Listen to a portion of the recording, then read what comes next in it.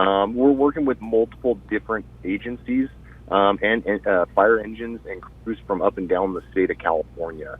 CAL FIRE San Diego County has increased staffing, and we had additional fire engines pre-positioned within San Diego County that came down from other areas of the state, just in preparation of this weather pattern that we're seeing coming in. That allowed us to have those additional resources to respond quickly, and they didn't have to travel from their home location. All right, and Captain Johnson, you mentioned Otay Lakes Road. We're seeing, I'm looking at this evacuation map right now, and if we can take our live center full to show this map, we see this stretches all the way from the Otay Reservoir almost over to Dulzura, where the 94 is, with that wide of an area. You mentioned 200 firefighters. What extra steps do you take as a crew to make sure that you're able to cover that broad of an area this morning? Yeah, it is a large area. Like I said earlier, it's steep, rocky terrain, which brings its own set of challenges for firefighters. This area down here in the Otay Wilderness isn't unfamiliar to firefighters, especially firefighters in San Diego County. We've responded to this general area multiple times, over the years. But the incident commander utilizes the current fire conditions, the current fire behavior when he's placing resource orders. So he's going to use his best judgment based on his training, his experiences, to order additional resources, and then to assign those resources where they can be utilized the best to make the best progress. We've seen so many fires this week: the Gilman fire, the Bernardo fire, the Lilac fire, this fire. How thin is everything stretched? And I know we have a great mutual aid, and I know we have wonderful firefighters who absolutely are willing and able to put in these extra hours. But when you talk about a full week, where every day this week we've had some type of fire here in San Diego County, how thin does that stretch the resources, and how much more worrisome does that make every successive fire that crops up? Yeah, with multiple incidents going on throughout the state, including the incidents up in LA County, resources throughout the state have been assigned throughout Southern California. So that does bring its own set of challenges. CAL FIRE and CAL FIRE San Diego County Fire, we increased staffing. The northern part of the state of California isn't experiencing the same weather conditions that we are down here, so they were able to assign some of their fire crews, their fire engines, down to Southern California to pre-position. So there's approximately 1,000 additional firefighters that have been pre-positioned in Southern California in the event there is an emergency and in preparation for the wind event. Additionally, in San Diego County, we normally have 2 air tankers assigned at the Ramona Air Attack Base, but in preparation for this wind event, CAL FIRE sent down 4 additional firefighting tankers.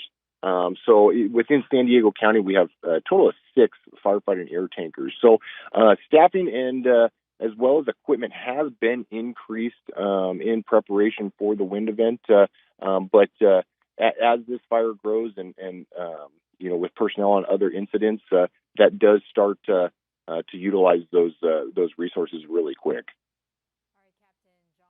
With CAL FIRE, thank you once again. I know we've spoken to you several times over this past week, but we do appreciate your time this morning. Just to recap here, again, if you're just joining us right now, this is burning in the rural area of the Otay Mountain. As you heard Captain Johnson say, conditions have changed. They're dealing with extreme fire behavior. More than 200 firefighters on scene. More are on the way. And in our live picture, we have seen some of those aerial attacks, which are critical during these overnight hours. Right now, we're going to go back to talking about these evacuation orders and warnings. Let's check in with Jared. And we heard from Captain Robert Johnson with CAL FIRE about spotting that firefighters are seeing this morning, embers being lifted by the wind and carried far away from where the fire is. And this is a map right now from the San Diego County's Office of Emergency Services of those evacuations. This area in red that Captain Johnson was talking about, this large area, anything basically south of Otay Lakes Road, which runs right through here, is under an evacuation order, and this stretches all the way over to the 94 in Dulzura in some areas. And there's not much in these areas in terms of infrastructure and homes, but we can see right up here on Otay Lakes Road, the Pio Pico RV Resort. We don't know how many people were staying there last night, but they had to evacuate. You see it goes right over to the Otay Reservoir in that area. And then we get into the evacuation warnings. These areas in yellow right along the Otay Reservoir and heading over towards East Lake. And that's because of the spotting that's going on. And that has some pretty populated areas in here. You look at the Chula Vista Elite Athlete Training Center is in that evacuation warning. Mountain Hawk Park, you see Olympic Parkway cutting through kind of the middle of that. You've got West Road and all of these other smaller streets that have homes on them. You know, Olympic Parkway here, you've got Castle Hill Road, Weeping Willow Road, Olympic Vista Road. All of these neighborhoods, all of these homes are under an evacuation warning this morning, and that is the warning to get your stuff together and get ready to go. If you don't have that go bag already packed after a whole week of these fires, you got to do it now, because if a spot fire jumps over the reservoir, all of these homes are threatened. And then even further out, further to the west, we see all of these areas in blue. This is what they're calling an evacuation advisory. They're telling all the people around East Lake Country Club, East Lake Greens, down here into Millennia Avenue, Coda Vera, Olympian High School is in this area. All of these areas under evacuation advisories. That's where you want to make sure that you're keeping an eye on your phone, you're keeping an eye on all of the warnings and all of the changing situations, and you are ready to go as well. The evac site that we've been told about is Southwestern College, and that is changing now. We have a new evac site, and we're going to bring that to you as soon as we hear about it, Melissa. Yeah, the evacuation, the temporary evacuation point, according to the San Diego sheriffs, that's been changed to the Regal Edwards Cinema Rancho San Diego location. That's at 2951 Hamishaw Road. I do think that we are going to check in with weather right now. If we do want to go back to some of the live pictures that you can see here. Once again, really quick on Vanessa, I know you have some of the wind speeds. The evacuation point is the Regal Edwards Cinema Rancho San Diego, 2951 Hamishaw Road in El Cajon. Vanessa. Yeah, and that's actually just off the 94. So it's basically when the 94 comes to an end, you'll find where that movie theater along with that shopping center is, in case you're unfamiliar. All right, so I wanted to pull up the peak winds since midnight. These numbers update by the hour. National Weather Service has them updated quite frequently. And the winds have died down significantly, especially in those wind-prone areas since yesterday. But they're still quite high, especially for this firefight. I mean, we look at Otay Mountain, they're still seeing winds that are gaining speeds of about 40 to 46 miles per hour. Pine Valley, in the meantime, hit low 50s overnight. Alpine, about 36. We matched that in Valley Center, and we saw winds over 32 miles per hour in Pine Valley. Now, as we take a look at the border to fire conditions and zoom on in, again, rural area of the South Bay, but close enough that you could see it from your homes if you live in Chula Vista. I saw it from my backyard yesterday in the Rancho Del Rey area. 55 degrees is what crews are dealing with. And mind you, not only were we dealing with dry and windy conditions yesterday when this fire erupted, we nearly broke daytime high record. So Chula Vista actually tied their record of 76 degrees yesterday afternoon when this fire started. So not only was it dry and windy, but it was extremely warm, especially for this time of the year. Humidity levels, it's bone dry out there. It almost feels like there's not an ounce of water vapor in the atmosphere. And that's also the reason why it's likely a problem for these crews to kind of gain control of this wildfire. Winds right now are still tracking out of the east, also known as those offshore winds. So they're blowing from east towards the west, which is why also park rangers had some of the parks closed in the Chula Vista area, because the air quality is going to be reduced as long as this fire is continuing. And gusts right now, those winds are gusting of about 21 miles per hour. So they're not yet catching a break. Most winds right now across San Diego County are tracking still out of the northeast. Some of the strongest winds are in Otay Mountain, 21 mile per hour gusts. As I mentioned, we're also seeing it pick up in Descanso at about 25 near that in Harrison Park, and 31 just a little north in Howell Canyon. Here's the deal. Those winds are going to subside, weaken a little bit as we get through the 8 o'clock morning. But notice where that fire is happening. I want you to pay attention to Chula Vista, bottom of your screen, Chula Vista, Jamul, Campo, where that fire is burning. They don't really even catch a break during that time. So the winds actually continue to strengthen in that region in particular, which isn't good for that firefight. We really won't see relief until about Friday morning from all of these, again, winds. They're ebbing and flowing. We get a lull once in a while, but as of right now, it looks like they are gaining speed in terms of those wind gusts. Relative humidity levels are reduced. It's still very dry out there. Hamul is the closest reporting station to where that fire is, and they're down to 7%. And as I fast forward the humidity futurecast, we don't see relief even until Friday afternoon, or this afternoon rather. I'm getting my days mixed up. This afternoon at 2 o'clock, we're still down to 5%. So despite those winds weakening, we are still going to be under elevated fire danger because it's still going to be very dry. And remember, that fuel load has just remained ripe for these fires to spread rapidly and intensely, which is what we've been seeing all throughout the week. Now, let's go ahead and switch gears and talk about the fire weather threat. As you can see, it's even confined to the area where that fire is burning. Not so much for the coastal spots from the 5 and the 15, but just east of that along the 76, 78, 94 as we've been seeing. So that fire weather threat is going to stay with us through much of the day until this afternoon.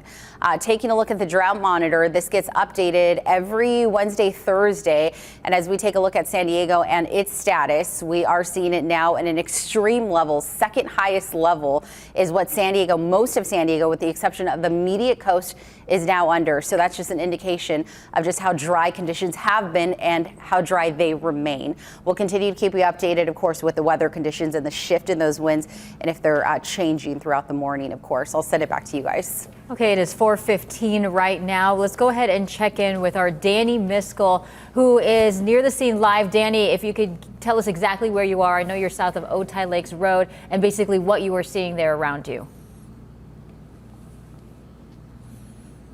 That's right, Jared and Mel. We're actually further down the way from where we were just speaking with Captain Johnson with CAL FIRE, and we're actually in between two fire crews right now. So we want to show you what the one behind me is doing at this moment.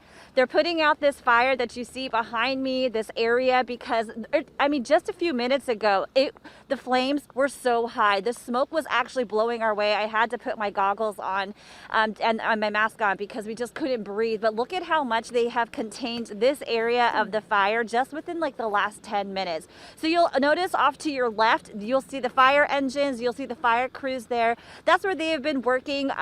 They had a hose out, and this is where they have been containing this fire. Earlier, we've seen embers. You guys were talking about the embers and the winds picking up those embers and blowing them. We've been seeing that heavily in this area, but it's kind of looking like fire crews have kind of gotten this contained because those flames aren't as high as they were just minutes ago. Actually, you can see if Chris, you can kind of pan up a little bit. You can see the embers in the sky. That is what everyone is talking about with the wind kind of making this making this a more dangerous area because of the embers flying everywhere. Now we want to go ahead and walk over here to the second fire crew that we're in between. We're going to walk up this fence line. You can see how the fire, there's obviously flames here. We're staying away from them, but this whole area along the fence line is contained. And then there's a whole crew up here with chainsaws, and they've got their tools in hand, and we saw a few dozen of them in a single file line walking up this way, going in to take care of the fire by ground. We're going to go ahead and try and find this crew for you that we just saw go over this hill, but we can hear the chainsaws right here. Let's see, it's a little dark. Okay, we can kind of see them. We're going to show you them from the distance, but you can see how they're at work over here right now. Chris, are you able to zoom in and see them? Is it lit up can you see it? All right, so you see the fire crews over there with the tools in hand, and you can see that they are creating those fire lines. They're using the chainsaws to rip up those brushes and get them out of the way. You know, this is such an important part of containing the fire, so it slows the spread of the fire. So that's what's happening out here right now. We want to give you a wide shot of what we see in the distance. This is such a close shot of the fire that you see on the hill. There are actually ashes coming down here as we speak. So yes, this is where we are, further down Otay Lakes Road. And there's a lot happening right now, but we can see that the fire crews are diligently at work, and they are doing everything that they can to keep this fire contained. I'm so sorry I'm out of breath at the moment, but live in Otay Mesa. Danny Miskell, I'll send it back to you guys. Catch your breath, Danny. We Yeah. understand how tense it is out there, Danny. And just to put a little perspective, as Danny was talking about, and Captain Johnson was talking about that spotting, Danny right now is up on Otay Lakes Road. That is on the northern part of this evacuation zone. That is a very far distance away from the actual outline of the Border 2 fire. The Border 2 fire is down near the southern part of the evacuation zone, and you can tell from that spot fire how far these embers are able to travel because of those wind gusts. Yeah, I mean, Vanessa and I, we live in the South Bay, and this was all anyone was talking about yesterday because the entire sky was just filled with that black smoke. At some points when I was out and about yesterday, I could smell the smoke. But then the wind shifted, so a lot of people were asking me questions yesterday, and I was telling them at this point it was confined mostly to Otay Mountain. But when they were first talking to me, it was only at 10 acres, and then it quickly exploded after that. And we are in the situation right now where it is hundreds of acres. I do believe we have our Paul Anderegg in our 10 News breaking news tracker to give us an update. Hey, Paul, if you can hear us right now, what are you seeing out there as you're getting us these amazing images of this Border 2 fire? I'm going to be located right here by the entrance to, you can see the Skydive San Diego. If you're familiar with where that is, or if you were to Google that, you'll be able to see it. And there's, you can see the fires moved from the hill. This is Otay Mountain on the right side of your screen, and so that's looking to the south is to the right, and to the left here is the north. And you can see it's just burning over these hillsides. And if you see this from all over the county, this is why. Let me pan up here, and there's the moon there kind of poking out. You can see that the smoke, because the wind has shifted and blowing it north, it's blown over the flames, which are then being lit up from underneath. And that's what's causing people. A couple hours ago, we were getting calls all over the county, city of San Diego, Chula Vista, National City, Alpine, saying that people were reporting new fires, and it was just this fire that they hadn't seen earlier in the night because it hadn't flared up and lit up the sky like it did. So this prompted us to get really start paying attention to this as it started moving north here. And fortunately, this area you can see is, except for Skydive San Diego here, there's really not much out here in this area. Fire department crews are staged down here. We're not sure if they're protecting the Skydive San Diego facility or just in the area down there. That's I think that's the runway down there of Skydive San Diego, and they've had those water dropping helicopters flying over, and obviously we can get the water right out of Otay Lakes right behind me here. And you can see the fire just keeps continuing to burn and crest over hills and burn fresh brush and flare up and then flare down, and then keeps coming back though.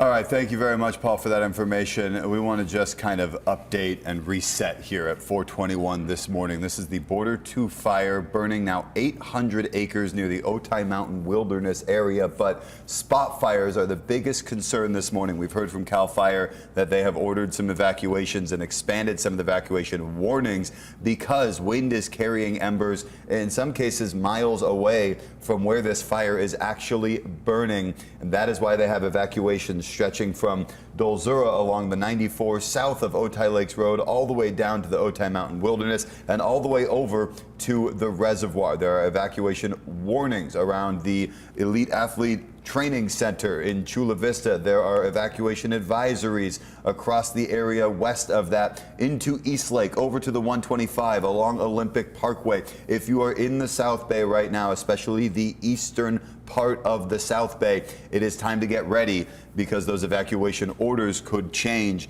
at any moment. There is an evacuation site that is at the Regal Cinemas, and that is where we have Olivia Gonzalez-Britt this morning right now, talking with people who decided they're not waiting anymore, whether they were in the evac zone or one of the evac warning areas. They wanted to get out. Good morning, Olivia. What are you hearing from people that evacuated this morning? Good morning, Jared. Yeah, we're here at the Edwards Theater, one of those evacuation point that has been sent out to residents who have had to evacuate early this morning. Slowly but surely, we are seeing this parking lot being filled with a lot of RVs. That Pio Pico campground is one of those sites that has had the evacuation warnings and orders. And so we have been speaking to some people who just received the notification and had to head out very quickly. Inside this RV, we're going to walk inside. They're enjoying some very nice hot chocolate, and we're going to be enjoying the warmth in here too. Roy, thank you for speaking with us today. So this morning, tell me about how you heard about the evacuation and what you were dealing with this morning. Well, we were actually notified early on by a resident sheriff that we were in the cool, but to be ready to roll. So I was ready yesterday afternoon, and then everything looked good. So I laid down for a while, and then I got an alert on my phone, and it said to evacuate would be necessary. So essentially, that's what we did. Gail came by. This is my good friend Gail. She came by and alerted me, or to make sure I didn't need assistance. And basically, we rolled out of there, kind of ahead of the crew or the crowd. And yeah, it was a big blessing. I'm just glad that everything's went well so far, so that we could all be together and still, having hot cocoa.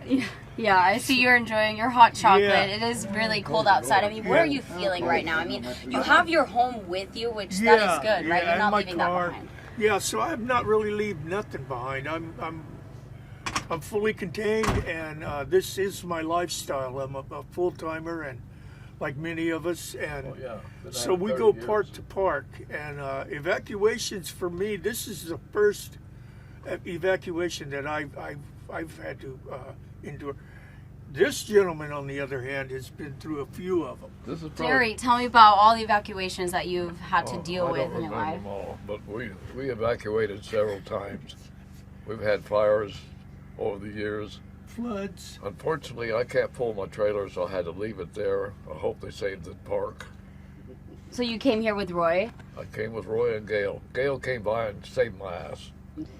she woke you up, right? Yeah, no, somebody else woke me up, but I was ready to go. But you can't drive at night. Do you feel nervous that you had to leave your home behind? oh, you bet. You bet I am. And could you see the fire from the campground? No, well, the mountains were glowing, but when we got out on the road, we looked back up the Otay Lakes Road, and you could see it all over the place. Mm-hmm. So it's a good thing we got out. Yeah, it does sound really intense. Well, Roy, what are you hopeful for the rest of your morning? Well, Jerry's rig is all right when we do return. The park is in a good standing in terms of the fire. And just hospitality, here. I mean to say, because we're obviously my generator's up and running. We're a community. It's really comfortable right now. My stress level is considerably lower. I think Gail really put the icing on it to ensure that you got your friends, you got your people you know for years. And she comes by to ensure that I'm all right and that, we're going to be all right. So, with there's more people than, I feel the presence of God here. And I really feel strongly about that. Got me out with no problems, no headaches, no incidents in terms of my rig or anyone else's here that's with us. So, yeah, just pray that Jerry's rig's all right, the park is all right, and we stay all right. Yeah, well, thank you so much, You're Roy. welcome. God Jared, bless. it sounds like, a lot of these people have the community. I mean, a lot of these people have their homes with them. So that, is really good comparison to other fires that have broken out this week. A lot of people had to leave their homes behind. So to be able to have their homes with them, I think, is giving them a lot of sense of security. But we will be bringing you more updates as they become available. And I'll try to speak to other residents who are up this morning and maybe enjoying other hot chocolate. Back to you. Hot chocolate, not a bad way to. If you need to evacuate, it's a good way to spend some time. We don't want to make light of this situation because. But you have to figure out how to cope. be comfortable, and if you can. And they got the RV, so I mean that's at least a nice way for them to get away from all of this. We do want to just recap again as far as road closures. Alta Road near Otay Mesa Road, also Otay Lakes Road West 8 to the Pio Pico campground.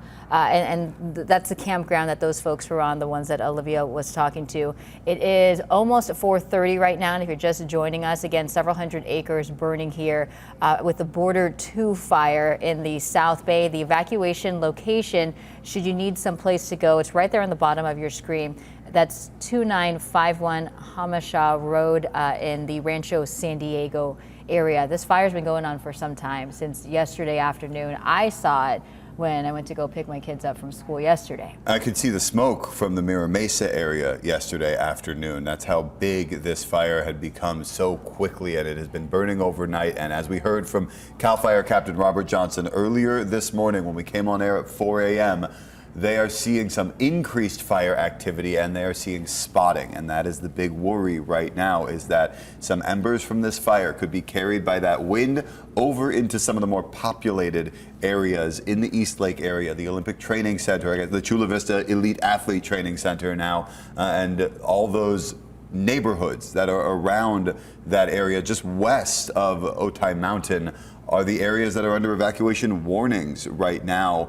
Because if one of these embers jumps the reservoir, if you will, it will land in a neighborhood, and then you have homes and lives at a high risk, at great threat. Yeah, let's talk about some of the resources assigned to this fire here, the Border 2 fire. According to CAL FIRE, 200 personnel, 4 helicopters, 23 engines, 4 dozers, 3 water tenders. So a lot of resources assigned, with more on the way, according to CAL FIRE Captain Johnson. We spoke to him earlier, just within the last half hour. He said overnight the conditions have changed. We are dealing with extreme fire behavior, and what they are dealing with right now is the spotting. Again, when I asked specifically about the evacuation orders and warnings, he said Otay Lakes Road, south of it, the evacuation orders, north of it is the warnings, but it's the San Diego Sheriff's Office who issues those. So we're going to keep you updated as all of that information changes. You're looking at live pictures from our 10 News breaking news tracker. ABC 10 News reporter Moses Small is there with photojournalist Paul Anderegg. And Moses, if you can hear me right now, take us through what you're seeing from those front lines of this fire. Jared, good morning. I can hear you. And one of the first things that really strikes you when you're driving close to this fire is just the sheer scale of it. You can see it from miles away. Soon after you begin to smell it, you can hear the helicopters and all those other resources flying around behind me. And you can just start to see all the glow from those embers. And right now I have CAL FIRE Captain Rob Johnson with me. And firefighters have been out here since yesterday afternoon. It's been a sustained firefight, and we have strong winds. And just a minute ago, you were talking to me about the movement of these embers. So talk to me about some of the challenges in fighting this fire. Yeah, one of the challenges the firefighters are experiencing is called spotting. That's when the fire embers, burning debris from the burning vegetation gets blown by the wind, and it gets blown into the unburned vegetation, ultimately starting a new, smaller fire that tends to get joined up with the main fire. So that just increases in the fire activity, the fire spread, and the overall fire behavior. So the firefighters are experiencing extreme conditions. We have seen an increase in conditions since late last night and then through the evening and early morning hours. Yeah, talk to me about how these conditions have been changing, and why is the firefight different now than what we may have seen last night? Yeah, there has been a little bit of change in the wind. Initially, the main body of the fire was moving kind of in a west, maybe southwest direction, and now we're transitioning up where the main concern is going to be the area of Otay Lakes Road. We do have evacuation orders and warnings, as well as a road closure on Otay Lakes Road. So that's the current main concern, is going to be on the north perimeter of the fire, Otay Lakes Road, and firefighters are experiencing extreme fire activity right now. And so we have extreme fire activity. We have this really mountainous and hilly terrain. How is it like for all the crews trying to access that fire line? Yeah, this area in general is considered the Otay Wilderness area where the fire originated at. It's steep, rocky, remote rural terrain, which poses its own set of challenges for firefighters because they have to hike in these conditions. Now, this isn't terrain that firefighters in San Diego County are unfamiliar to. This is an area that we respond to regularly over the over the years past. But we do have resources that are from all over the state that may not necessarily be familiar with this terrain. But anytime you do have steep terrain, as well as that in cooperation with the nighttime hours when your visibility is lower, it does bring its own set of challenge for firefighters.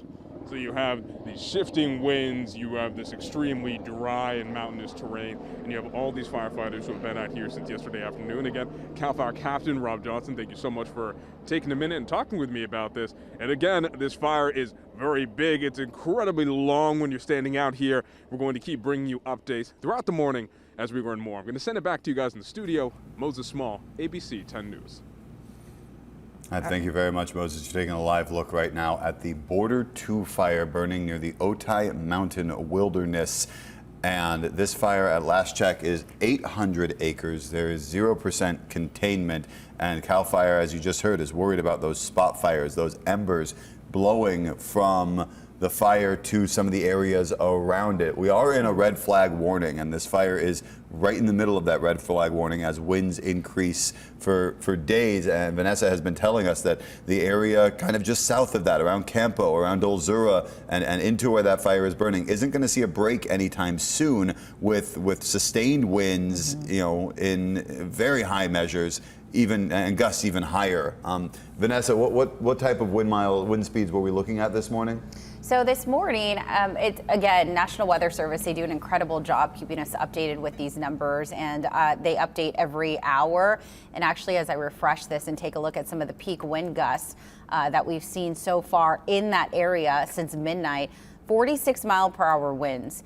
So those are some of the strongest winds that we've seen so far in this area.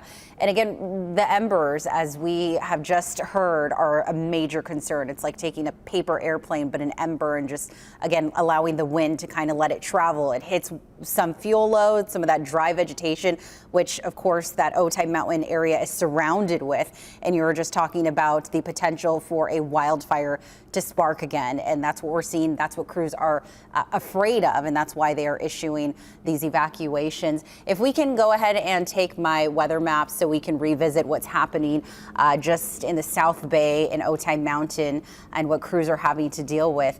Again, 55 miles per hour. And you heard one of the officials that Moses was interviewing.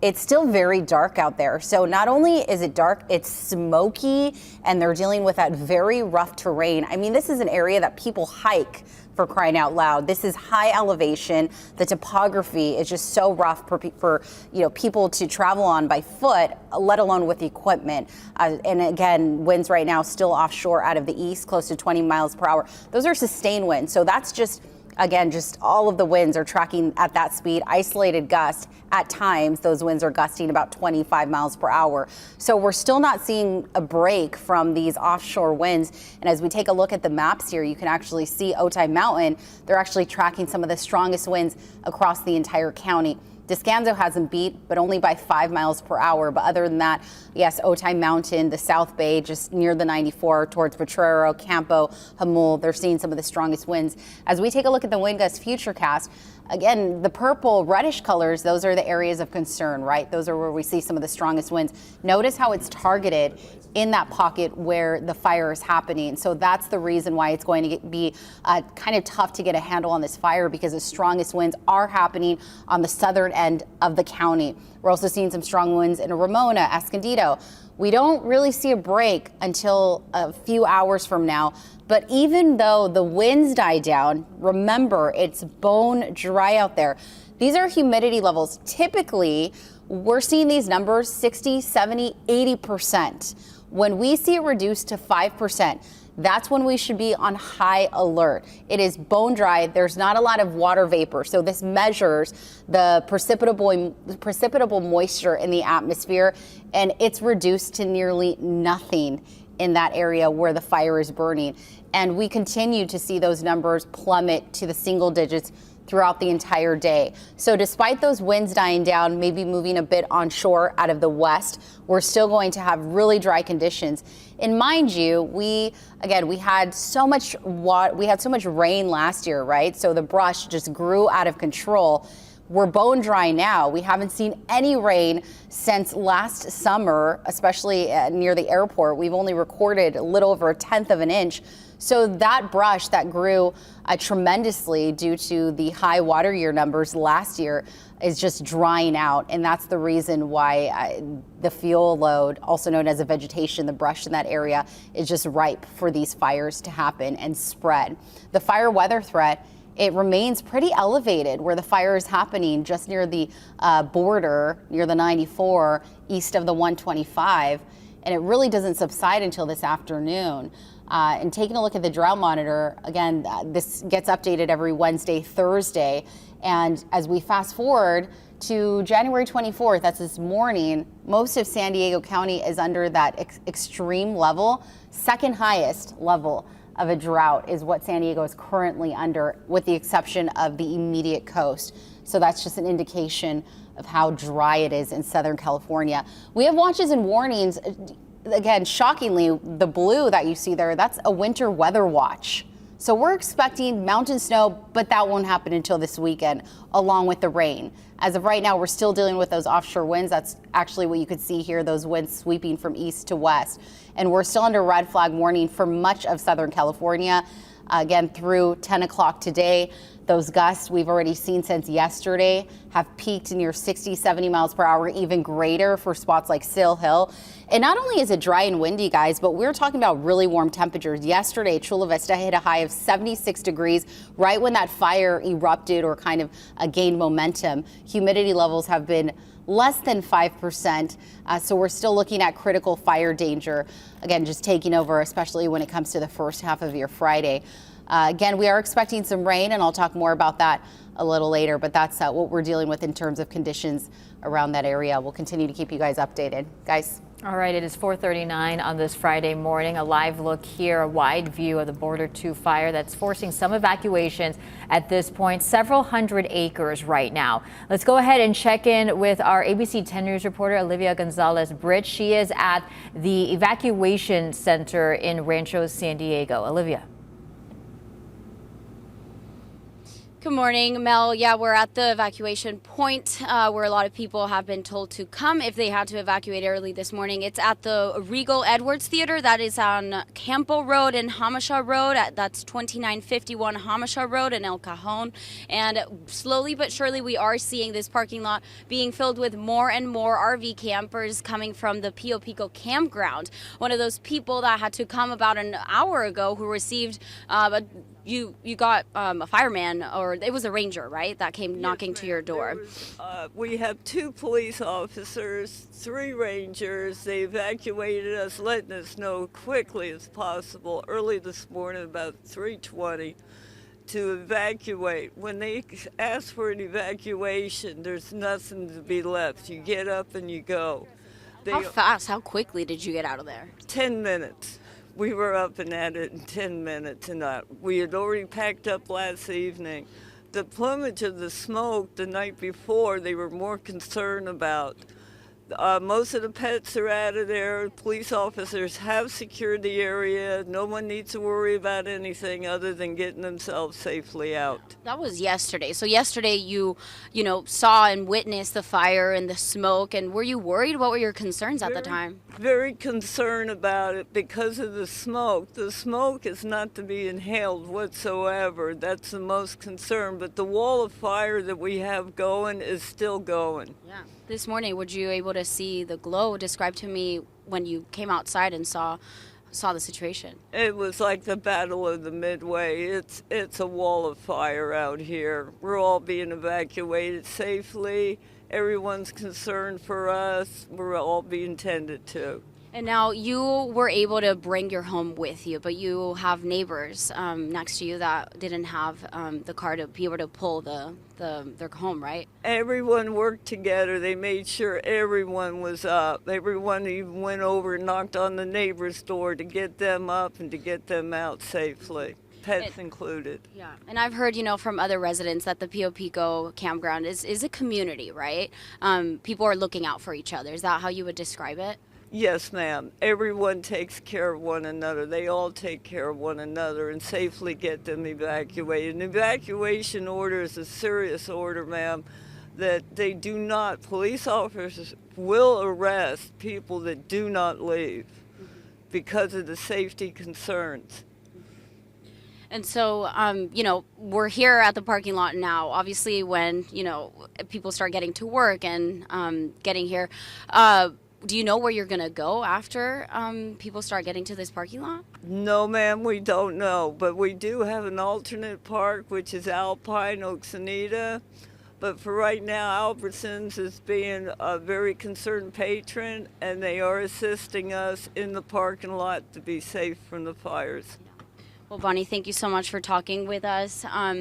If for those people who are in those areas, evacuate now. If you feel unsafe, there are updates on Genesis Protect, and Watch Duty is a great app that I have been using for more updates, but we will bring you more updates as they become available. Back to you, Jared and Mel. Yeah, the Watch Duty app, the Genesis Protect app, the Alert San Diego app, all things that people should have on their phones, especially as we enter these red flag warnings that we've been under for days now, and it feels like the better part of the entire month we've been dealing with all of this. ABC 10 News reporter Danny Miskell is live right on the fire line, right on the edge of the evacuation zone near the Lower Otay East trailhead. And Danny, you were just telling us that you can hear some of the chainsaws in the background and see the firefight and see these crews do the amazing work that they're doing to protect people and homes. That's right, Jared. It's really dark out here, but to my left, we know that there are crews with chainsaws in hand, tools in hand.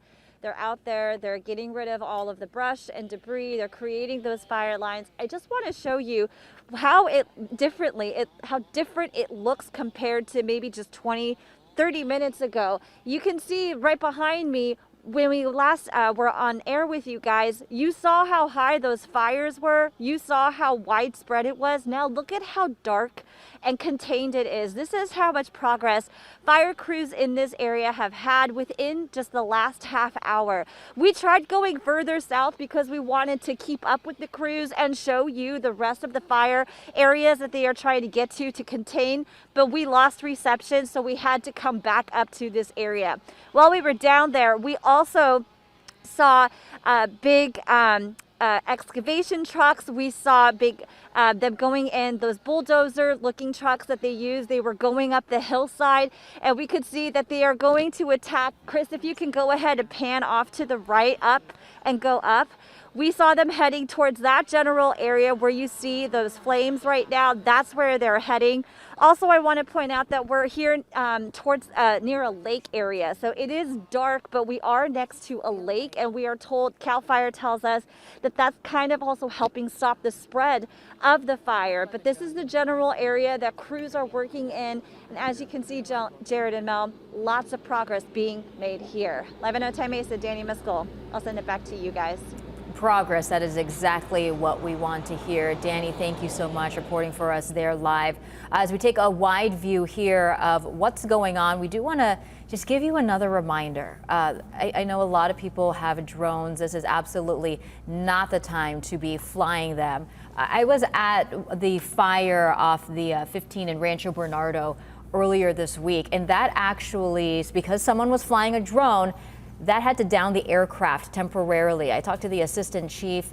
They were not happy that they had to do that because fortunately they were able to keep that fire to just a few acres. But imagine if they couldn't fly their aircraft even longer because someone decided to go ahead and fly one of their recreational drones around the fire. Not only, again, is it illegal, it could really hurt one of the first responders. Absolutely something that we do not want to do. So again, if you are watching this at home, don't take out those drones, not during this time, not anywhere near this fire. We are going to talk about these evacuations, and let's check in now with Jared, who's pointed to some of the maps and trying to clarify what's going on. Yeah, 3 different levels, if you will, of evacuations this morning. We have the evacuation order, and that's mostly the wilderness area around Otay Mountain. We have spoken to some evacuees from the Pio Pico RV Resort, which is just right up here on the northern edge of the evacuation along. This is basically Otay Lakes Road as it runs through East County and over to the 94. So that's the northern part. If you're south of that, you're evacuating. If you're north of that, it's a warning. And there aren't many people that live in this area, but it's right over here that we want to focus, right over on the western side of these evacuations, where we're seeing some of the danger from all of these spot fires and all of these embers that are flying across. So the evacuation warning in this area through Olympic Parkway near the Chula Vista Elite Athlete Training Center, and all of these homes a little north of that are along, Lake Crest Drive, Mountain Hawk Park, Old Hanal Ranch Road. Those are all in warnings right now. And you go a little further east, or west rather, towards the 125, you see East Lake Green. So you're seeing Hunt Parkway, again, Olympic Parkway, right near that Walmart off the 125 and Olympic Parkway. That is in the evacuation advisory, this blue area on the map. The Otay Ranch Town Center, that's not as serious, if you will, as the evacuation warning or even the evacuation order. But if you're in these areas of East Lake Greens and kind of east of the 125 and south of Otay Lakes Road, even a little north of it, up to Proctor Valley Road and East H Street. Saw a lot of pictures yesterday on social media from people that live in that East H Street area where they could see the flames from their homes, and it heightened the danger for them. But if you're in this area in the blue or in the yellow, this is the time to start thinking about what you're going to grab, what you want to take with you if those evacuation orders come, because all it takes is one ember to come over the reservoir and hit some of these homes, and this could be a catastrophe this morning, and people will need to get out very quickly. So as we take the wide view again, you see the different areas where there is the evacuation order. That's the area in red around Cedar Canyon, around Otay Mountain, up to Otay Lakes Road and the 94, and even all the way over east to Dolzura. And then to the north and the west, the evacuation warnings around the Chula Vista Elite Athlete Training Center, and the evacuation advisory as you head over towards the East Lake area along the 125. Get your go bags ready, and even if you're not in one of these areas, we've seen how widespread fires can be all across the county. We've seen them in Rancho Bernardo, in La Jolla, in Lilac, every part of San Diego. Really, if you are in San Diego right now, have that go bag ready to go and be thinking about what you would do and what you need to do if a fire starts in your neighborhood.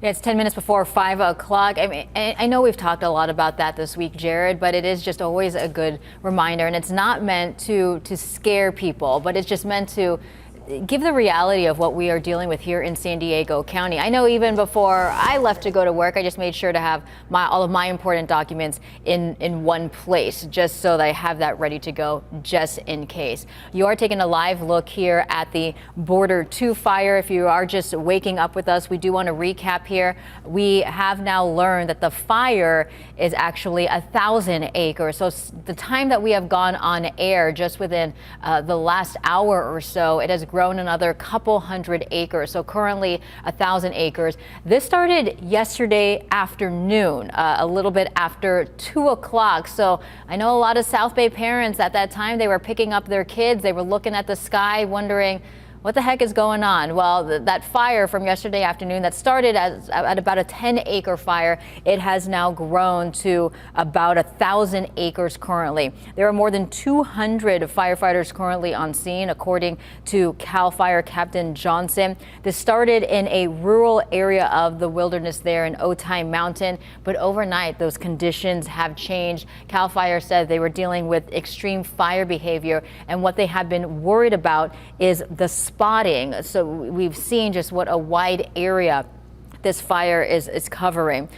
Jared just talked about the evacuation orders and the evacuation warnings, but just have those documents, that important stuff that you need just in case you do have to head out of your home. We are going to check in with our ABC 10 News reporter Moses Small, who is there near the scene reporting for us live this morning. Moses, what can you tell us? Melissa, Jerry, good morning. It's a lot of the same problems that we've been finding throughout the morning. I talked with CAL FIRE a minute ago. They told me about the shifting wind conditions that have changed the way they've had to approach the fire.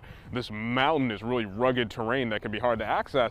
And they've also told me about the issue of spotting. So throughout the morning, we've seen these big plumes of embers rising up with the smoke, and they're calling it spotting because those embers can drift with the wind and then cause a fire in a new spot. And then again, this fire now reported to be 1,000 acres rather than the 800 at the last report that we had just when we got on air. And we also have another problem, is the abundance of fuel. So I picked up a little bit of the dry brush that was on the ground, and I don't know if you can hear this in my microphone right now, but it is brittle, it's incredibly thin. And so we often talk about this cyclical problem we have where we get a big rainstorm, we don't have rain for an incredibly long time, and then all the brush like this gets extremely dehydrated. So you can only imagine how easy it would be for little bits of vegetation like this to burn. And so firefighters have been out here since yesterday afternoon. Firefights still certainly not slowing down yet. Even as I'm looking behind me here, you can just smell the smoke from miles and miles away. You basically smell the fire right after you see it. And I'm going to keep you updated throughout the morning on these changing conditions. But for now, Moses Small, ABC 10 News.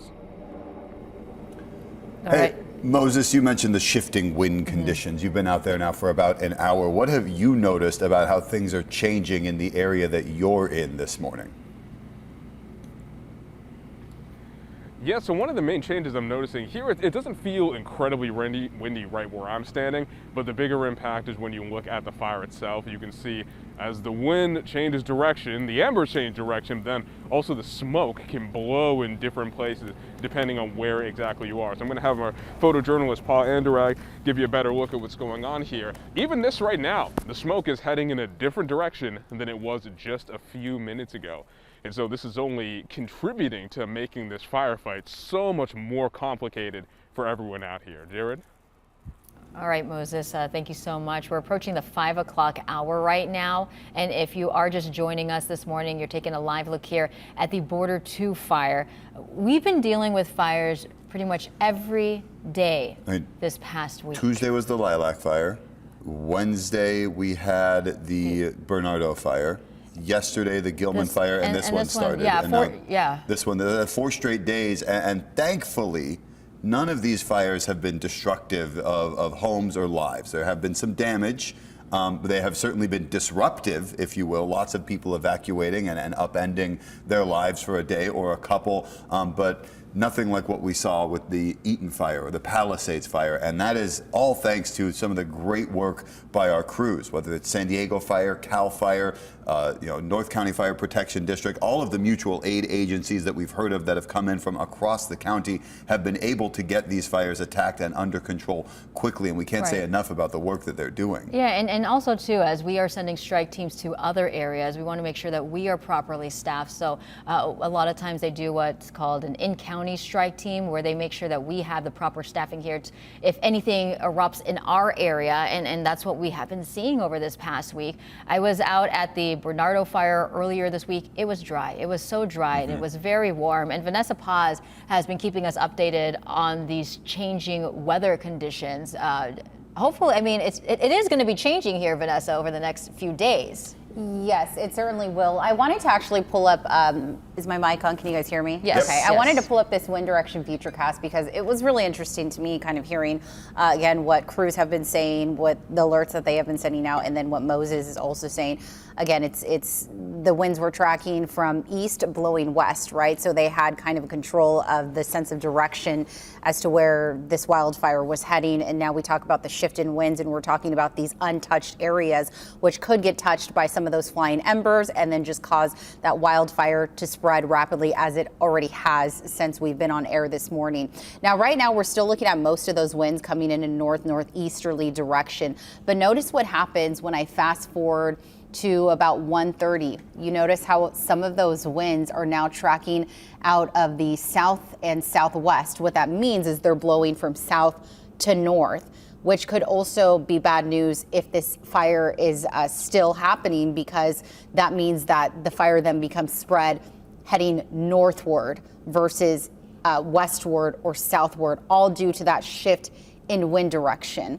Let's go ahead and take you to the Border 2 fire conditions and kind of give you a look at what crews are continuing to deal with in terms of weather conditions for this firefight. Humidity still reduced down to nearly nothing, 6%. That is nearly nothing. No moisture whatsoever in the air. I like to kind of compare it, if you're going camping, right, and you kind of cut some wood for a fire, 9 times out of 10, you're not able to use a lot of the surrounding wood because it's so moist, right? It's not dry, and you need that dry wood to start a fire. This type of vegetation that they're dealing with is the opposite. It is bone dry, easy to start a fire with. 55 degrees, so it's cool, but unfortunately still really dark. And the sun, they won't get full sunlight until 6:47 a.m. That's when we're at peak sunrise. Winds are still tracking out of the east, sustained winds. So a constant wind is blowing at about 20 miles per hour, gusting at times close to 28 miles per hour. Here are some of the peak winds that I've been tracking since midnight. Seal Hill has already seen some pretty strong winds over 50 miles per hour. Otay Mountain, where the fire is currently burning, has already seen peak wind gusts close to 50 miles per hour. So they haven't really had a break in terms of wind subsiding since the firefight, since overnight. We're at 28 mile per hour gusts, and right now Otay Mountain is certainly seeing some of the strongest winds across the entire county. We're beat by 1 mile per hour in Descanso, 27 right now in Tierra del Sol. All right, I'm going to fast forward this. Notice how everyone really gets a brief break from the wind activity, with the exception of that Otay Mountain kind of pocket. The red and the purplish colors are the areas where we're always concerned. Those are the pockets that see the strongest wind gusts. You look up at the key top right of your screen, you can see that the color indicates 30, upwards of 50 miles per hour in terms of wind gusts, and that's what we continue to track throughout the morning in that area where the fire is burning just south of the 94. And we don't really get a break, especially in that area, up even through 9:30. It's not until this afternoon where winds really start to die down, but still it's bone dry out there. So that's also bad news when it comes to this firefight. 7% currently right now in Jamul. As I fast forward the humidity futurecast, we remain very dry, which is why we're still under that red flag warning. Despite those winds weakening, peak winds have already happened, it's still going to be really dry out there. And this goes for any fire that starts today. It's still really dry. So we have the potential of seeing any fire that sparks to spread rapidly, not just the one we're tracking in the South Bay. All right, fire weather threat elevated, but then it dies down a little bit this afternoon. I'll toss it back over to you guys with more updates. All right, Vanessa, thank you so much. It's almost 5 o'clock. We are going to continue our coverage here of the Border 2 fire. ABC 10 News starts now with breaking news. Coverage of the Border 2 fire burning near Otay Mountain. Good morning. Thank you for joining us. I'm Jared Aarons. And I'm Melissa Masiha. Right now, you are taking a look here at the Border 2 fire, which has grown tremendously overnight. Yesterday at around 2 o'clock, it was about 10 acres, and it is currently now about 1,000 acres. Yeah, still no containment on this, and now there are evacuation orders and warnings in place for a large chunk of the South Bay this morning. Parts of Otay Mountain, everything south of Otay Lakes Road under an evacuation order as you head east, and parts of East Lake and the Chula Vista Elite Athlete Training Center. That area are all under evacuation warnings or advisories. We want to bring in CAL FIRE Captain Robert Johnson first thing this morning. Captain Johnson, thank you so much for joining us. Let us know where things stand with this firefight. Yeah, the acreage has grown, as you stated, to 1,000 acres. So we did have a significant increase in fire behavior throughout the night. The main concern right now is firefighters are concerned for the Otay Lakes Road area and keeping that from transitioning north of Otay Lakes Road. The firefighters throughout the night saw a shift, and they saw some extreme fire behavior, including spotting. That includes the spottings when fire embers from the main fire get blown by the wind into the dry fuels around it and dry grasses, ultimately creating another fire and aiding in the spread of the fire. So they've been seeing some extreme conditions out here. They are still working. There's more crews on order responding to this incident, as well as there's currently night flying helicopters on scene as well. Can you talk a little bit more about the aerial support that you have right now and maybe what's to come? Because I do know that it's so critical during fires this large. Yeah, currently we have the CAL FIRE Black Hawk water dropping helicopters, and they're dropping water on the fire in areas that are most critical in need of that support. We also have CAL FIRE fixed wing air tankers that are going to be on scene when the sun comes up. They don't have the night flying capabilities, but as soon as the sun comes up, they're going to get in the air. CAL FIRE normally only has 2 of those tankers stationed in San Diego County at Ramona Air Attack Base, but due to the increased fire weather conditions over the past couple weeks, CAL FIRE sent additional air tankers to pre-position at the Ramona Air Attack Base in San Diego County. So there are additional air tankers on base at Ramona. Once that sun comes up, we're going to get those tankers in the air and have them start putting in some more work. We saw the importance of that pre-positioning in that Ramona Air Base the other day with the Bernardo fire. Those tankers were able to get to it so quickly, and we're waiting now for those to take flight this morning. Again, Captain Robert Johnson with CAL FIRE saying that will happen as soon as the sun comes up. There are more than 200 firefighters working this fire, and Captain Johnson, can you tell us what the strategy is as we wait for those tankers, what they're focusing on to try and keep this from spreading? Yeah, I'm out here at Skydive San Diego right now, and the location where I'm at, the crews are focusing on building control lines as well as keeping that fire from progressing over onto the north side of Otay Lakes Road. So they are making progress. They are engaged. And then some other parts of the fire that are located in the Otay Wilderness area, it's steep, rocky terrain. That brings its own set of challenges to the firefighters. But for the local firefighters, it's not an area that they're unfamiliar with. But firefighters throughout the state, they do train for conditions like these. The incident commander is making his best judgment on where to utilize the resources and where they're going to be most appropriate. He's assigning those resources, and hopefully we can make some good progress in the coming hours on this fire. Johnson, one more question before we let you go. I know it's a very busy morning for you. I know this fire is started in the remote areas, but for people that are waking up with us right now in the more populated areas like the Otay Ranch area, East Lake, what do you want them to know as they are tuning in this morning, trying to figure out what to do? Yeah, the best thing is to monitor. They can monitor social media. They can monitor the CAL FIRE San Diego County Fire social media platforms. They can monitor and sign up for alerts on alertsandiego.org. They can sign up for alerts in the event that there's an emergency in the area. It's not just wildland fire, it's all types of emergencies, as well as the Genesis Protect app. We recommend people in the area to download that Genesis Protect app. That's going to include the most current up-to-date road closures, as well as evacuation warning zones and order zones. And those will pop up real time as soon as the sheriffs put those in. The San Diego County Sheriff is the one that inputs those into the Genesis Protect app, and it is a good resource and a tool for residents to utilize.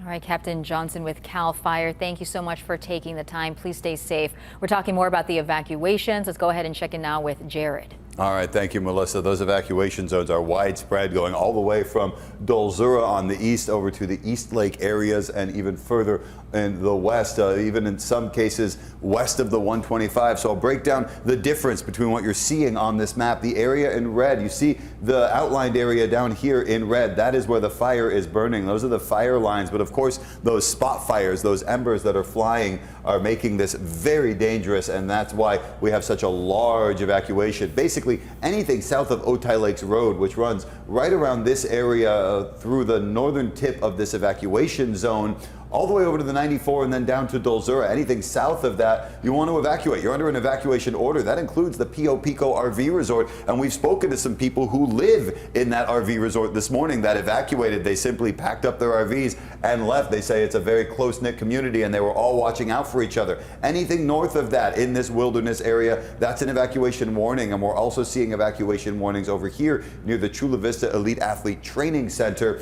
That is as you get closer to East Lake and into Chula Vista around Otay Lakes. Those areas, we're talking about some major thoroughfares through here. Olympic Parkway, Proctor Valley, Otay Lakes Road, some major streets with some large housing areas around them that are in danger. They are under evacuation warnings. That's where you want to have your house packed up, your car ready to go, your important documents, and know your plan for what your family is going to do. And then as we go a little further west, this blue shaded area, these are evacuation advisories. That's the area around the East Lake Country Club. As you get closer over towards the 125 and that Walmart that's right off of Olympic Parkway down there, the Otay Ranch Town Center, all of these areas under advisories this morning. So not as big of a threat, but still, those are the people that live in this blue area that want to be thinking about what they would do if an ember flies. Where to go? Well, now we know there are 2 evacuation sites. We've been talking about the one that is up here off the 94. This is the Regal. This is the Regal Edwards Cinema on 2951 Hamishaw Road. That is one evacuation site. We have a crew there talking to some of the people from that Pio Pico RV Resort that evacuated there. But for some of the people further to the west, maybe in that East Lake area that don't want to drive that far away, now we are hearing that Southwestern College is a temporary evacuation point. Once again, it was listed earlier this morning, taken off and now back up as an evacuation point as concerns grow. So Southwestern College, the Regal up off of Hamishaw near Spring Valley, that's where to go if you're in these evacuation zones and you need somewhere to settle. We're going to stay on top of all of this throughout the morning as the border fire, now 1,000 acres, the border 2 fire, and growing as fire crews attack it this morning from the air and the ground. Melissa? Yeah, currently 1,000 acres at this point. You were talking about the evacuations. We're going to go right now and check in with our ABC 10 News reporter, Olivia Gonzalez-Britt, who is live in Rancho San Diego at one of those evacuation points. Olivia. Good morning, Mel and Jared. Yeah, we're here at the Regal Edwards Theater. It's one of those evacuation points. A lot of people have been evacuating these past couple hours. The parking lot is filling up quickly, I will have to say. There's dozens of RV campers. And I think a positive side, even though this is a very scary situation, is the fact that, you know, a lot of these people that are evacuating, they have their RV campers, they have their homes with them, they have generators, they have a kitchen, they have bathrooms, you know, all of these necessities that, you know, a lot of people didn't have this past week when they had to evacuate and leave their entire houses behind. And so we have people who live at Pio Pico campgrounds. We also have people who were on vacation. We have Bob and Wendy, who you planned a 20-day vacation in this RV camp, and today you had to evacuate. Tell me how that felt. Well, I've not been evacuated ever before. We had some serious fires in New Mexico. That's where we're from. And luckily, we didn't have to evacuate. But that was my home. This is different. This is an RV. We were here on vacation. We were supposed to be here for 20 days. We've only a week into it.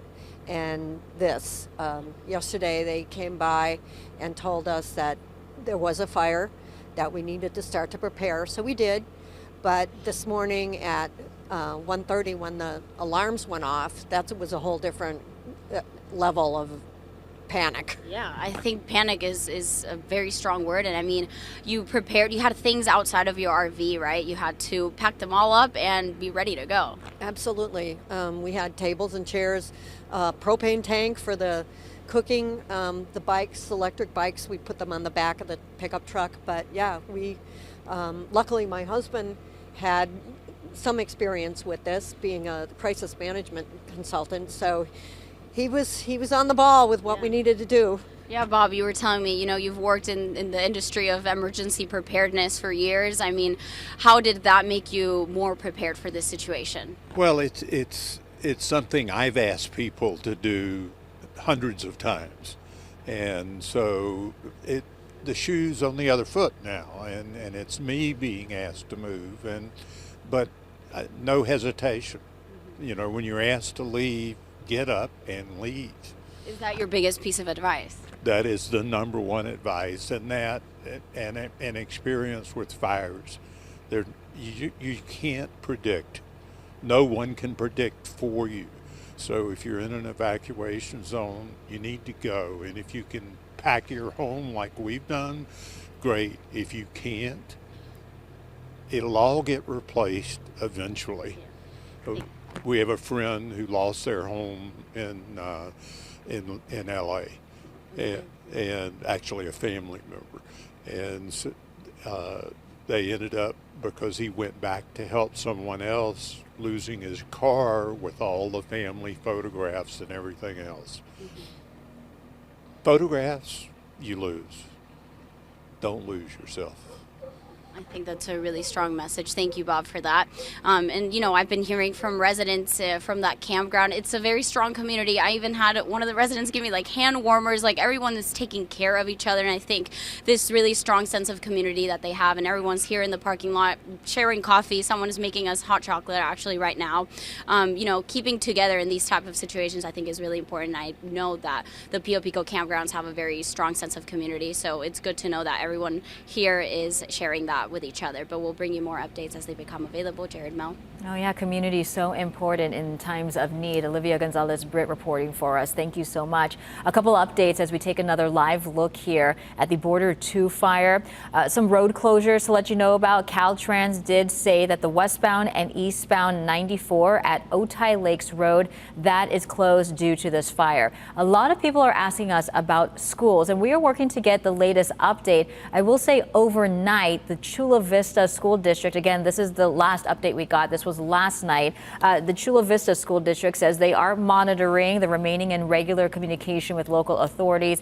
You know, at this time, though, we haven't heard of any closures just yet. That's with the Chula Vista School District. And you've been looking at the Sweetwater School District. Yeah, about 7 hours ago. So we're talking about 10 p.m. last night. Sweetwater Union High School District said that they're also monitoring the conditions. They do not have any plans to close today, but they say that they will be open with limited outdoor activities. They're going to keep monitoring things and make changes as they happen. We know while fires may not be close to the schools or schools may not be in evacuation zones, it's the smoke, it's the air quality that a lot of people are concerned about right now, with so many fires burning this week across our area and smoke spreading all across San Diego County, something that schools are keeping an eye on to make sure that the students, teachers, and staff all stay safe. Yeah, because I could smell it from Otay Ranch yesterday, and I know Vanessa also in the South Bay too, monitoring what was going on, and you could see it outside your window. Yeah, I sat outside my window, and Mel, I feel like we are so sensitive to what's happening right now in regards to this fire. We live there. We have so many friends and family in the area, and it's certainly taking an emotional, somewhat toll on it because it's just so close to home at this point. Let's go ahead and talk about the conditions, because I know a lot of people are tuned in wondering, you know, what's the weather going to be like? Are they going to get a handle on this fire? Are the winds going to change? Peak winds have been pretty strong since midnight. These numbers get updated hour by hour. Sill Hill so far has seen some of the strongest winds, but take a look at what Otay Mountain has clocked in, and this is since 12 a.m. They've seen gusts exceeding over 45 miles per hour, and we've hit just 30s in Alpine Valley Center, Alpine and Valley Center, and also Pine Valley. I needed to change the text on that. Border 2 fire conditions, though, let's go ahead and take you back there and take a look at what crews are continuing to deal with. What's on their side are the temperatures. Everything else is not on their side, and I'm talking about the lack of daylight, the humidity levels, the winds. Right now, sustained winds, so that's a consistent wind flow of about 18 miles per hour, blowing from east to west, and gusting at about 25 miles per hour. So right now, the winds, as I mentioned, blowing east to west. So if you live in the East Lake area, just west of the 125 near the 805, you may be seeing or smelling some of that smoke. If you're sensitive, have respiratory issues, it's advised that you stay inside, maybe close the windows, run that air purifier throughout the day, because we are expecting, again, the smoke to go somewhere. It's going to blow from east to west, and then as the winds shift direction, it's going to go from west to east, so kind of back onshore.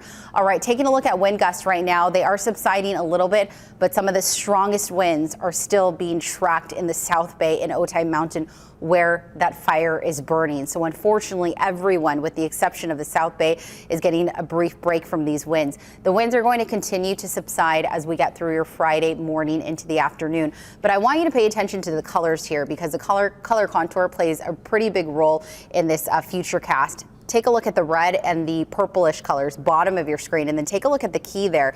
That indicates wind gusts of 30 to 50, 60 miles per hour. And you could see it's mainly blanketed in the South Bay, just south of the 94, near Jamul, Campo. That's where we're going to see some of the strongest winds continue throughout the morning, which is going to be a struggle for the firefight. Although the winds eventually subside, we're looking at bone dry conditions lingering.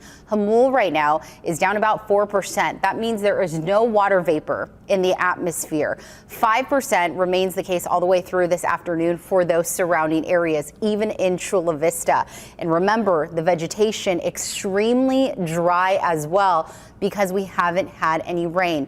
Now take a look at this. These are the numbers we should typically be at, but this won't happen until Saturday afternoon. Those humidity levels jump in that 50, upwards of 75% range. That's because we'll have the return of winds coming from the ocean, blowing in more moisture. But as of your Friday, majority of your Friday, it's still going to remain fairly dry. So the fire weather threat will remain elevated, especially for interior parts of the county. All right, taking a look at the watches and warnings, we have about 5 hours or so until that red flag warning that has been issued for all inland and mountain communities to come to an end. What that means is it's still going to remain fairly dry. Just because the border fire is burning right now doesn't mean that we can't see another fire spark and burn out of control with these conditions that we're continuing to see. So the fire weather warning will last all the way through about 10 a.m. National Weather Service could very well extend it. As of right now, they have not, and it's due to those extremely dry and windy conditions that are persisting this morning. All right, the drought monitor, this is again kind of our report card of the rain, the moisture that we're dealing with, and drought monitor has San Diego. In fact, it has worsened over the past week, now at an extreme level. That's most of San Diego County with the exception of the immediate coast, and that's second highest in, again, that drought monitor level. So it's just below exceptional. All right, taking a look at our European model, that area of low pressure that's bringing these very strong offshore winds is going to move out of the way. We do have a superhero en route, and that is this area of low pressure.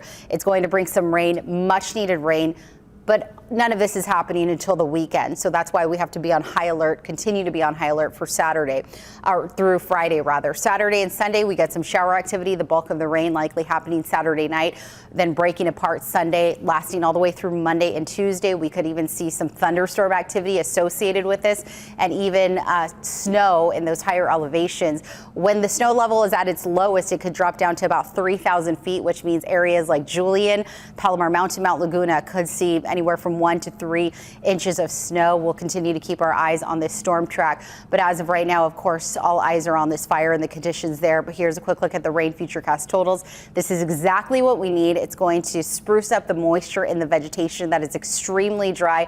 This is what we're looking forward to. But as of right now, again, still really dry, windy conditions as we remain under that red flag warning. I'll toss it over back to you guys. Mel and Jared. I want to talk a little bit about the evacuation points this morning, where to go if you need to evacuate. We're going to start with the first one. This is the Regal, Edwards, and Rancho San Diego.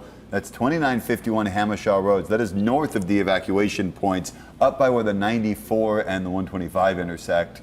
And so if you need to go north, that's the Regal, the parking lot of the cinemas. That's where we have Olivia Gonzalez-Britt talking to people who evacuated already this morning. She said that parking lot is filling up and there will be resources there for people who need them. Yeah, and there's also a second point. This is at Southwestern College. This is at 900 Otay Lakes Road. This is in the city of Chula Vista. So a couple different options for you if you're waking up and you're wanting to get out of the area that you are currently in. And by the way, Southwestern College announced last night that employees should work remotely today. We're trying to reach out to them and see if they have any updates on if classes are going to be remote, what students should do. We've got 2 cameras right now looking at this firefight. You see on the left from our photojournalist, our breaking news tracker, Paul Anderegg, that helicopter, those Black Hawk helicopters, picking up water out of the reservoir and dropping it, taking it right to the firefight. The air assist is so key in firefights like this, and we've heard from CAL FIRE that as soon as the sun is up, they'll be able to take out some of those tankers and put those into action. Yeah, let's check in now with ABC 10 News reporter Moses Small live there on scene. Moses. Jared. So right now, we're changing in a couple different ways, but you're looking now at a Firehawk helicopter dipping into Otay Lake, and this is where they're getting some of the water that they can drop on that blaze. Now, throughout the morning, we've seen the wind direction shift, and we've seen some parts of the fire down, certainly not as bright as it was even a half hour ago. That's due to here with with more than 200 firefighters out here, but we still see the same problems. We're still shifting incredibly humid. Yeah.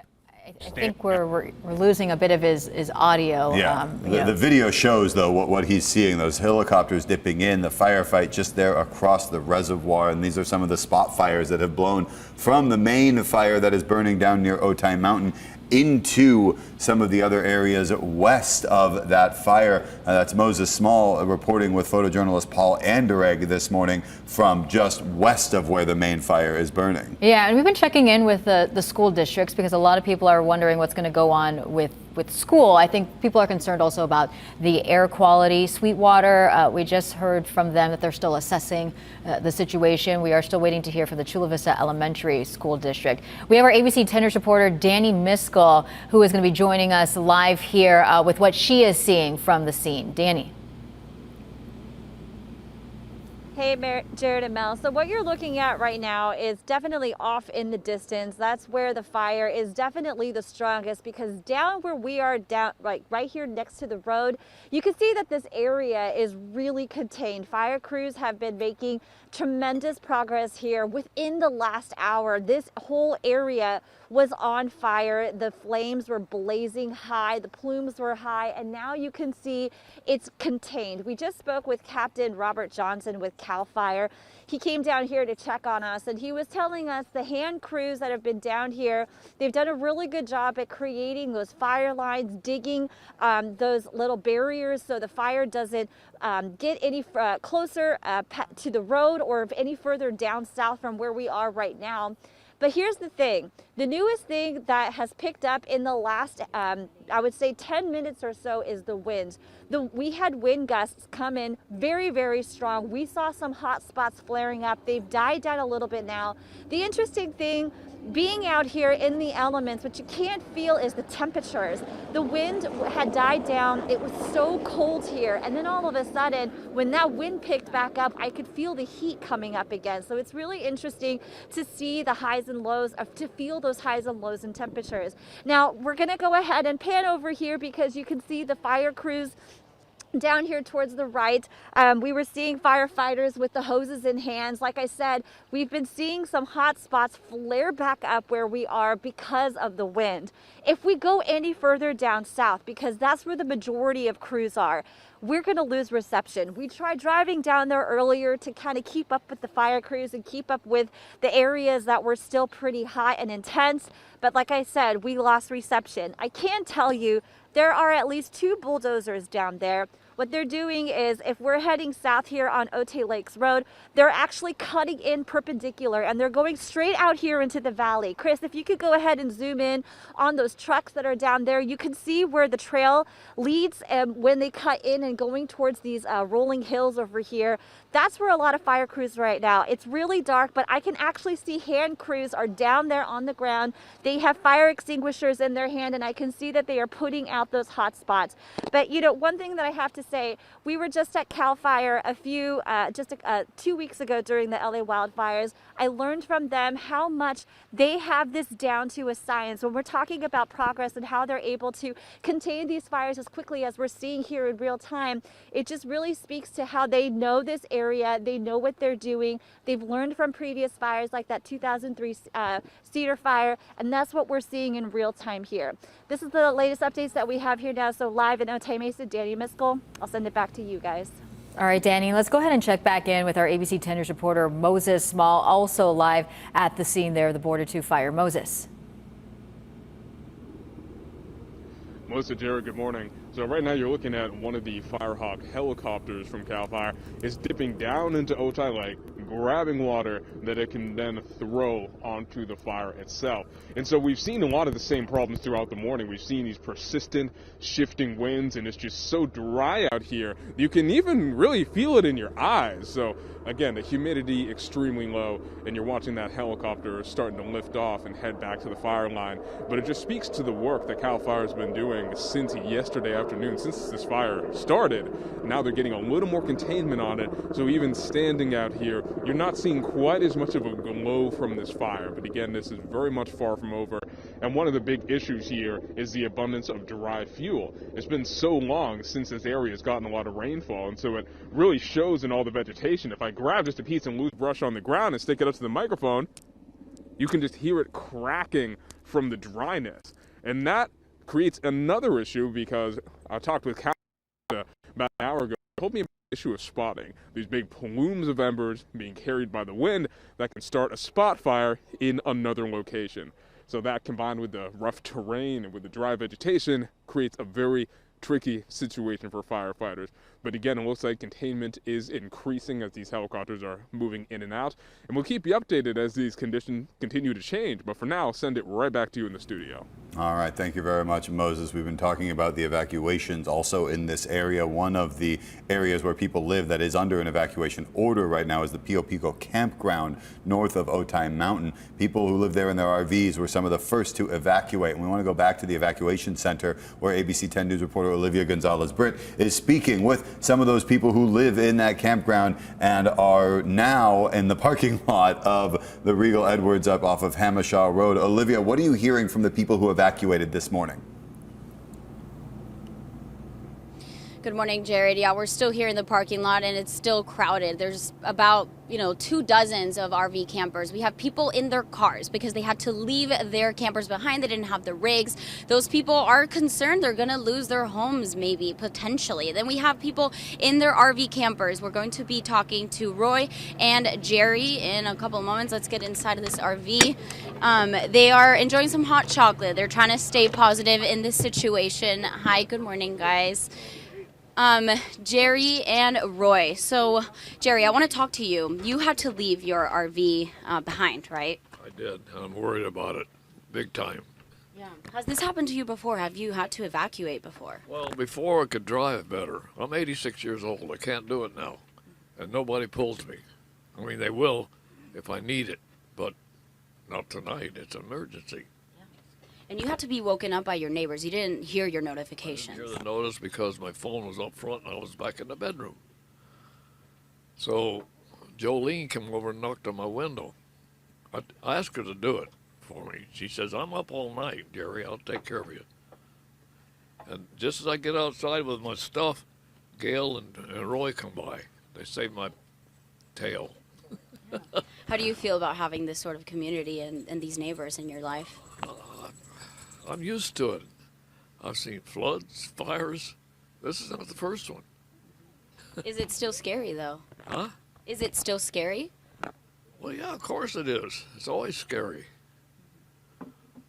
I had some people in Arizona that were watching it on their app, and they told me, don't worry, it's going the other way. So I went to bed at 10 o'clock. I was woken up at 2. Hey, what's happening, bro? So we're having a news. Well, Jerry, I hope that Gail came by earlier to warn me to get my pills and stuff ready. Come on. You got your essentials? Not everything. What did you bring with you? The only thing I brought with me were my pills, medication. That's it. And a blanket and a pillow. And your dog. This is not my dog. This is Roy's dog. This is Roy's dog. I was going to sleep in my car. That was my plan.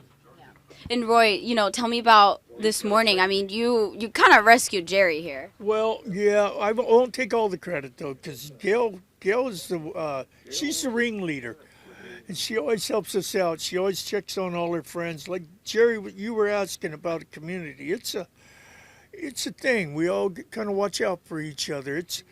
It's actually pretty tight knit in terms of. Most communities nowadays, people don't generally talk to other people like we used to. So this is our thing. you know, all these people you see coming in and out, they're all my friends. They're all community. It's in my, it's a great community, and it's an asset to be. You know, we live in our home. Our homes roll around, but essentially, it's still we're all in our own little. It's a good feeling. And how's your morale right now? I mean, I'm sure it's but it's a stressful situation to be in ultimately. Well, you know, as I mentioned, if I need anything, there's people around here that can assist. Right now, I have all the feature comforts and luxuries of a home. I mean, my generators run. Everything on this rig is functional, so it's fully contained. And since no matter where I pull it or sit it or park it, I've got full containment. Fully contained means you've got you got hot water. You've got you've always got a main source of electricity. And yeah, it's great. I'm pretty comfortable. Of course, you know, I'm a little uptight, you know, that we may not have a park to go back to, which would be a bummer. But, you know, and even more so for Jerry because his rig's down there. But I feel comfortable knowing that everybody here is safe. My rig is safe, and it's a blessing. It's just yeah, it's a blessing that I could. Well, thank you, Roy. I mean, yeah, just like you heard. I mean, people have kitchens, they have bathrooms, they have all the necessities. At least some people, you know, a lot of people had to leave their rigs behind, their RV campers behind, like Jerry over here. But, you know, this sense of community and people looking out for each other, they're all gathering here. For those who are sitting in their cars, they can come into, you know, people who have their generators and their heater on. So right now, that's what I'm hearing, you know, that they have a sense of community and people are helping each other out. During this time, we will keep you updated with more evacuation warnings in areas, but make sure that you go to the Genesis Protect app or the Watch Duty app. They have a lot of good updates on there. Jared, Mel? And that's what I think is so special about Southern California. Olivia, thank you so much for your reporting. That sense of community during times like this. People come together and really help their neighbors out. We are taking another live look here at the Border 2 fire, a wide view of the flames that we have been seeing now for several hours. Just to recap what's going on, again, this has grown to 1,000 acres right now. There are a few road closures to let you know about. Alta Road near Otay Mesa Road and Otay Lakes Road, west aid to Pio Pico Campground, where some of those folks were staying before they had to evacuate. And those evacuation zones, the one that we were just at, the Regal Cinemas in the Hamishaw area, and then also Southwestern College. We're staying on top of all of this at 5:34 this morning. ABC 10 News has been live on the air since 4 a.m., making sure that you have the information you need to stay safe. Part of that is the information with what's coming with the weather, the shifting winds that we're expecting later today, and the high winds that we're still feeling right now. Meteorologist Vanessa Paz is keeping track of all of it this morning. Vanessa? And you think about a fire, just this natural disaster close to home. Southwestern College, that's right behind me. It's right behind where I live. So yes, this is a very sensitive thing happening not only to me, but I'm sure to Mel as well, as we live in the South Bay, have tons of friends and family in the South Bay, even East Lake as well. All right, Border 2 fire conditions. Let's go ahead and start there and take you back to that area and see what firefighters are dealing with. Danny was in the field earlier kind of talking about how the temperatures are fluctuating depending on the winds, and that's always what we talk about when we mention Santa Ana conditions. Once those winds come downslope, they warm those surrounding air parcels, and that's when Danny was mentioning she felt those warm pockets. And then when those winds are calm, it's a lot cooler. Those temperatures plummet abruptly. So 53 degrees right now. This is a temperature at the station in Otay Mountain. Humidity levels still very dry. Sustained wind, so that's a consistent wind coming through out of the east, blowing west, is at about 17 miles per hour, gusting currently at 25 or so. Taking a look at peak winds since midnight, I wanted to pull this up up just to kind of give you an idea as to some of the strong winds that we saw overnight that crews had to deal with. Peak wind gusts in the Otay Mountain area where that fire is currently burning hit max gusts of about 46 miles per hour. Seal Hill, Pine Valley were in the 50s. So we even saw some strong winds overnight despite peak wind activity already occurring. Wind gusts right now still tracking out of the north-northeast, meaning that those winds are blowing from north to south and east to west. So something to keep in mind if you're just tuning in and you live in the East Lake area, even anywhere in that eastern Chula Vista vicinity, the smoke is blowing towards the ocean. So if you're susceptible to respiratory issues, you are elderly, you have asthma, I have asthma, I know what it's like, make sure you stay indoors, maybe close the windows, run that air purifier for the majority of the day, because a lot of smoke, it has to go somewhere, and it's definitely going to blow either east or west, impacting those surrounding areas. All right, taking a look at wind speeds right now, Otay Mountain, where that fire is occurring, they're seeing some of the strongest gusts of about 25 miles per hour. We will continue to see those strong winds throughout the morning, but notice what happens around the 10 o'clock hour. 10 a.m. is actually when that red flag warning, also known as fire weather warning, ends for the inland and mountain areas, and those winds subside a little bit, but they're still tracking out of the east. We won't have the shift in winds in terms of winds coming from the west to the east, blowing in moisture until this weekend. So despite those winds dying down, it's still going to remain very dry in the atmosphere. Our humidity futurecast has current levels in the single digits. That is bone dry. That is not normal. Typically, we should be in the 60, 70, 80, 90% range. That's an indication that there is no water vapor, no precipitable moisture currently in the atmosphere. 5% still around 2 o'clock this afternoon, and those numbers really don't start to climb until tonight into early tomorrow. And then take a look at that. We jumped to 60%. That's what we need when it comes to the firefight, and unfortunately we won't see these numbers for at least another 24 hours or so.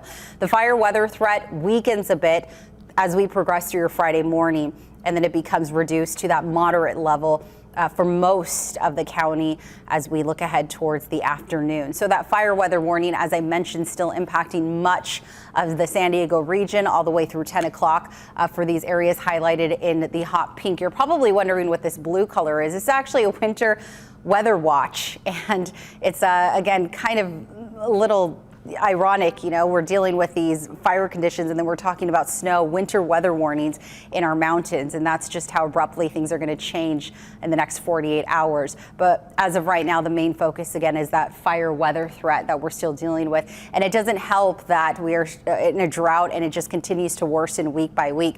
This is a report card of the water, all the rain that we receive for California, and you can see that San Diego County as of yesterday, we are officially under an extreme level. That's one level below exceptional. So that will likely probably get to exceptional next week or the week after if we don't get substantial rain. Now, that's not to say we're not going to get rain. In fact, we'll have an area of low pressure dive south. This is a cold Pacific storm that's expected to bring us some rain as early as Saturday afternoon. It looks like we'll get clipped with some light showers potentially tomorrow afternoon, but the bulk of the rain won't happen until tomorrow night, and then it will linger all the way through Sunday, Monday, potentially into Tuesday.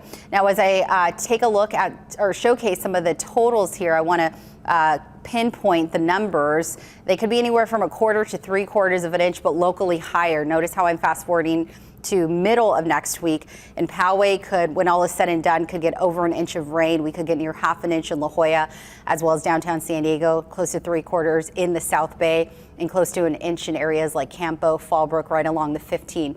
We desperately need it. Again, since the water year started, it starts October 1st of every year. We've only had a little over 1/10 of an inch of rain. Typically, we should see over 4 or 5 inches by now. We are in extreme need of rain. Coastal areas will be in the low 70s. One dry day today, and then tomorrow is when we'll start to see the chance for showers enter the picture. The inland areas will be close to 80 degrees. So not only were fire crews dealing with the dry and windy conditions yesterday, but if you stepped outside, you probably noticed how warm it was. Yesterday, Chula Vista, in fact, actually matched their daily max record of 76 degrees. So it was really warm yesterday, in addition to those dry and windy conditions, which probably didn't help when that fire erupted. Inland areas will be close to 80 again today. So that mixed with those dry conditions will continue to keep fire danger top of mind and elevated. Mountain areas mid to upper 50s this afternoon. We'll shoot down to the low 50s eventually by tomorrow, even more so Sunday and into Monday. So temperatures will continue plummeting as that cold Pacific storm brings in some Arctic air. Mid to upper 60s all the way through Sunday for our desert communities. Taking a look at the mountain area, or the desert areas rather, we're down to the 50s, upper 60s by Monday and Tuesday. I'll toss it back over to you guys. Okay, it's 5:41 right now, and I think one of the concerns for a lot of people who live in the South Bay is just the air quality. I know that I could smell it depending on where I was. I was in Otay Ranch yesterday afternoon. At one point, I could smell the smoke in the air, and then the wind shifted. So if you're waking up with us right now, trying to figure out what are you going to do with your kids that go to school in the South Bay, we're still working with the school districts to get the latest update. But if you have kids with asthma or any of those respiratory issues, it's just important to keep in mind, try to keep them indoors just because the smoke is one of the bigger concerns at this point. Health officials say the best thing you can do is stay indoors, close your doors and windows, and that will help dilute some of the smoke that gets into your house. You're taking a look right now at the Border 2 fire, these amazing images from our great photojournalists and reporters that are out in the field right now, showing not just the flames but also the fight. We've been watching helicopters pick up water out of the Otay Reservoir and drop it on the fire. We've been seeing hand crews and fire crews with chainsaws and hoses doing what they can to attack those hot spots. We want to go to ABC 10 News reporter Danny Miskell right now, who is live, or rather Moses Small. We're going to Moses Small instead, who is live along the fire lines where helicopters are picking up that water. Moses, what are you seeing? What update can you bring us? Good morning. Well, we've seen helicopters moving in throughout the past couple hours, and they move incredibly quickly. When they touch down to Otay Lake to pick up that water, they're only down for about 30-45 seconds before they lift off again and get ready to throw that water on the fire. But when you see the glow of those flames, it really puts into perspective just how much smoke there is. The longer you stand out here, you can really start to feel the impacts of it, and you can see this fire from several miles away. Again, the size of that fire at 1,000 acres at last check. So you see it from miles away, and right after it becomes visible, then you start to smell all the smoke, all that particulate matter flying into the air that drifts along with the wind. And we've noticed that the winds have felt a little calmer over the past few minutes, and so that just really cools everything off, because as Vanessa mentioned a few minutes ago, those winds really warm up as they head down this mountain slopes.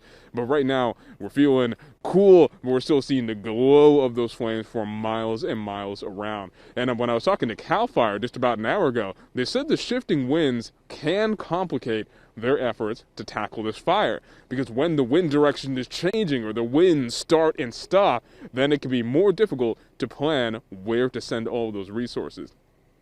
So again, I've been standing out here all morning. You can still see those bright flames stretching very far across Otay Mountain. And right now we're just waiting for more helicopters to touch down as they continue this firefight. But it's incredibly dry out here, and all of this coincides with most of the county sliding back into extreme drought. And you can feel that in the vegetation out here. It's one thing to understand that we're in a drought, but what that means, really, one of the main features of extreme drought is that fire season gets extended year-round, even to parts of the county that may not usually expect this type of fire weather. But out here, with all this dry vegetation, it is a big fuel source that these firefighters are continuing to put down. I'll send it back to the studio to you guys. All right, Moses Small reporting for us live right now. Thank you so much. We want to turn it over to our ABC 10 News reporter, Danny Miskell, who is giving us an update from her vantage point. Danny. Good morning. So we're over here towards the lower end of the Otay Lakes Reservoir. We're giving you a wide shot of the fires that's burning off in the hills in the distance. So that is where you can see the majority of the fire burning, because down here towards the road where we are Fire crews have made tremendous progress in containing the fire. One thing that I have been monitoring in the last maybe 20 to 30 minutes has been the wind, because the wind has been picking up in spots sporadically, and we have definitely been feeling the difference in temperatures. Of course, we're like down here in the valley, so it's really, really cold when the winds are died down, but the winds are actually picking up again, and we've seen some hot spots flare up. Now, Chris, you could go ahead and pan over here towards me. We're actually, you can't see them right now because it's so dark, but we're actually near a ton of hand crews. If you could kind of hear in the distance, you could hear a chainsaw going on. They're right here behind me. We have hand crews that are down here, and we can see them working over here in the distance. There are still fire crews that are down there. Earlier, we saw them with hoses in hands, just kind of taking care of those hot spots that I mentioned that are flaring up. We can't go any further south from here because we will lose reception. But I can tell you something. When we drove down there to try and check out where the fires were kind of growing, we can actually tell you that they died down. The further you get down this road, this is Otay Lakes Road, you don't see any more of the fire that's near here towards the road. The fire is now off in the distance. It's Captain Robert Johnson with CAL FIRE tells us that what's helping them out is the lake. The lake is helping them kind of put a stop to the spread, is helping stopping the spread of the wildfire. So it's just burning off in the distance in these rolling hills. We also saw bulldozers that were down here towards the south end of this road. We saw them kind of driving perpendicular in towards these rolling hills, and we know that they are incrementally making their way in towards these rolling hills to kind of continue maintaining the fires. It's incredible to see the amount of progress in the last hour and a half that we have been here, because this spot where we were around 3:30, around 4:30 this morning was just insanely hot. There were large flames, and now you can see a completely different story. Of course, the fire hasn't been declared. It's contained. It's still at 0% containment at this point, but we can tell you that with the progress that we're seeing in this area alone, we know Captain Robert Johnson tells us that could change very soon. That's all we have for right now live here in Otay Mesa. Danny Miskell, I'll send it back to you guys. All right, thank you very much, Danny. We see those flames burning and the concern from those spot fires. We want to bring in Chula Vista Fire Department Captain Eric Martinez, who is joining us on the phone right now to talk about their role in this firefight. Captain Martinez, thank you very much for joining us this morning. Good morning. Can you tell us what Chula Vista Fire is doing right now to assist in this firefight and make sure that communities in the South Bay are staying safe right now? Yeah, so Chula Vista has been actively participating with the incident command post with CAL FIRE and all the resources that are currently on fighting the fire. We are ensuring that we have all of our apparatuses and our staffing set up so that we can activate if necessary. Like you had heard with Captain Johnson over on CAL FIRE, it's holding right by the lake right now, but we're just pre-positioning to ensure we're prepared.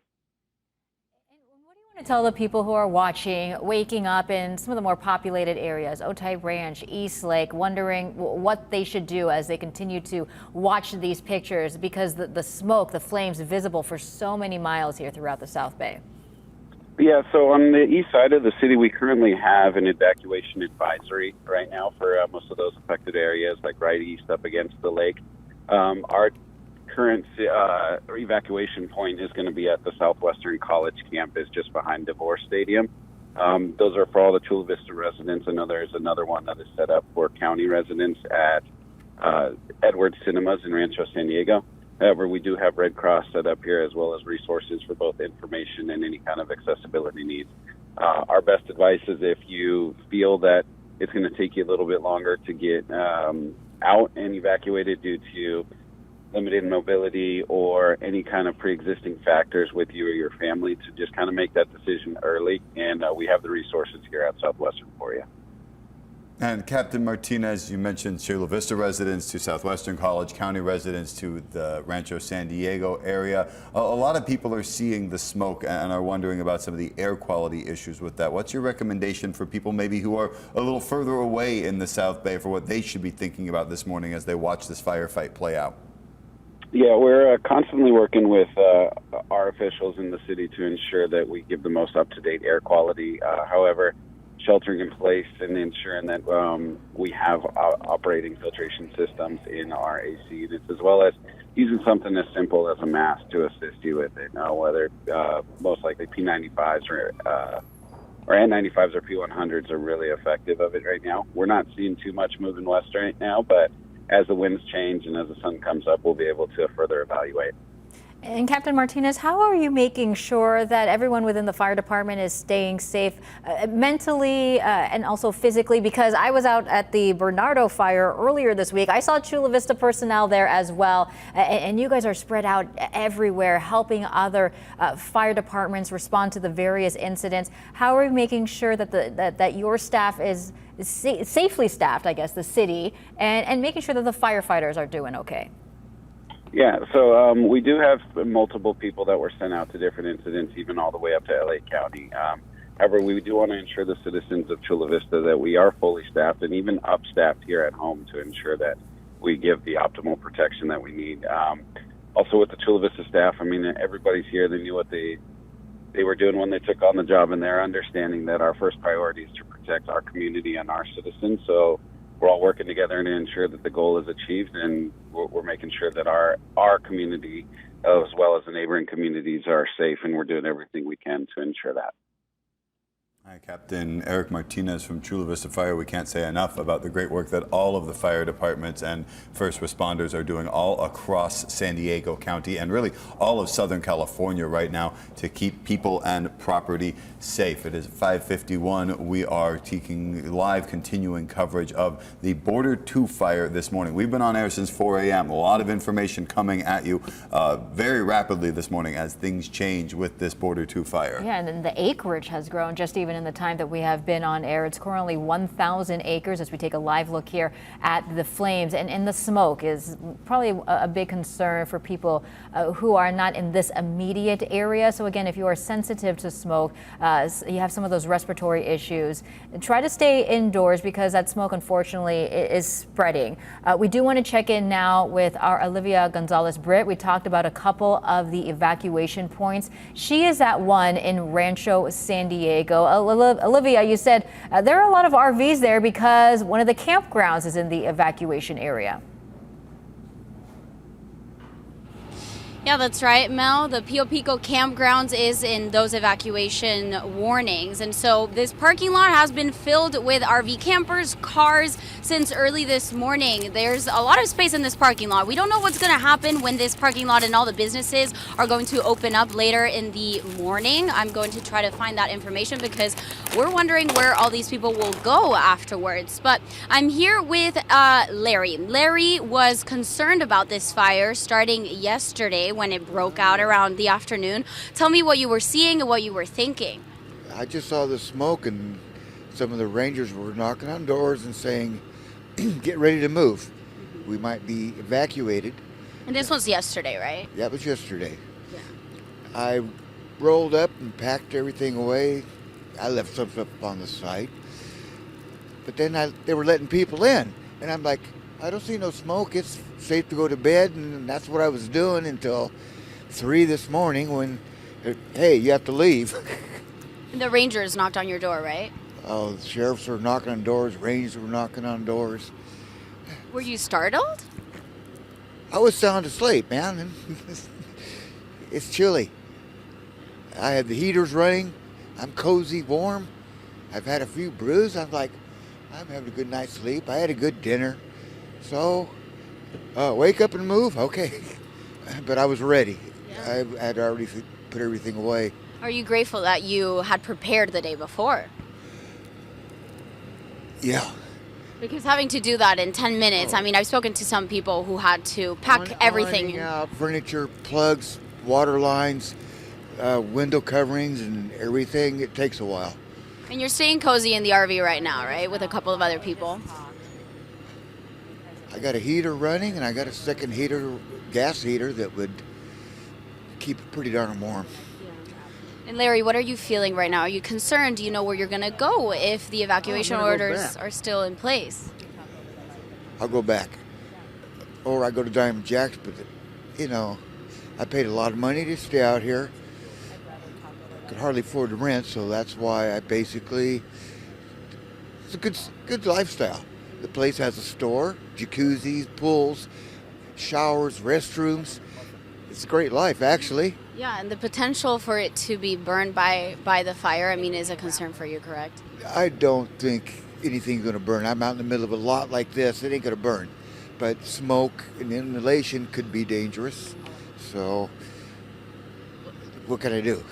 Well, thank you, Larry, for speaking with us. We wish you luck and that you can go back to the PO campgrounds. We'll be back with more updates as we get them live in, where are we? In Regal Theaters. Olivia Gonzalez here at ABC 10 News. Yeah, no, Ranchers, and I know the feeling. I get it, yeah. What day is it at some point, we think? It feels like, it honestly feels like the longest week. It feels like January 517th. It does. You know, as we take a live look here at 5:55 right now, this is a Border 2 fire, which has forced some evacuations. Again, the more populated areas, places like East Lake, Otay Ranch. Not in the immediate evacuation, mandatory evacuation area, but the smoke. Vanessa and I, we were all talking about it because you are a little bit more north. You saw it. I could see the smoke even from the Miramar area. We could smell it because I was out in Otay Ranch yesterday, and it was just so ominous. Anna and I was walking my dog at night. It was illuminating the sky. The smoke was, and then you get a little closer to the view and you just see the flames, and they, again, so far, but yet it feels so close. And then you have, again, we have friends, family who live in the East Lake area, Otay Ranch, and they're texting us all yesterday, you know, and again, when we first found out about it, it was 10 acres. Now it's 1,000, hundreds of acres in the span of less than 24 hours. How dry it is all across Southern California. This is now our 4th straight day with a new or new-ish wildfire. We went from the Lilac Fire and the Paula Fire and the Riverview Fire on Monday, and then we had the Bernardo Fire on Tuesday, and the Gilman Fire, sorry, Tuesday and then Wednesday, and then the Gilman Fire, and this one started, and it's so dry out there and so dangerous, and with these winds, it makes the fire danger even more pressing because, as we're seeing now from some of these spot fires, one ember that flies into the wrong place could take a bad situation and make it that much worse. And I just want really quick, I just want to recap some of the information as we get to the 6 o'clock hour. Right now it is about 1,000 acres, 0% containment. They have more than 200 personnel currently on scene. We saw some of the helicopters. They are calling in some of the fixed wing aircraft according to CAL FIRE. 200 personnel, but more on the way. And they said more than 1,000 personnel spread out around the county to watch for other fires. Just because this one is burning doesn't mean another one might not start in another place. We have a red flag warning until 10 a.m. Until 10 o'clock, and this is actually, again, on record, this is the largest fire that San Diego County has seen so far since this string of Santa Ana wind events.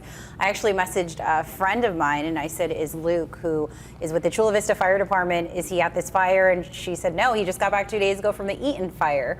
So when you say think a firefighter, I mean, geez, you really have to count your blessings that they are just, putting their lives on the line for situations like this to ultimately save the neighborhoods, save residents, and again, they're just doing the best they can, and with all these wildfires in Southern California. And all of our first responders, because there's also traffic control. I know you saw the police officers, CHP, sheriff's officers, or sheriff's deputies out there as well, trying to make sure everyone is safe. As far as road closures, again, Alta Road near Otay Mesa Road, that is closed, and Otay Lakes Road, West Aid to Pio Pico Campground. That's where a lot of the people that Olivia was talking to, that's where they were, and they have now moved over to Rancho San Diego. And evacuation orders in effect for a large area south of Otay Lakes Road as it heads from the reservoir over to the 94. Basically everything south of that area down towards Otay Mountain Wilderness. There are evacuation warnings north of Otay Lakes Road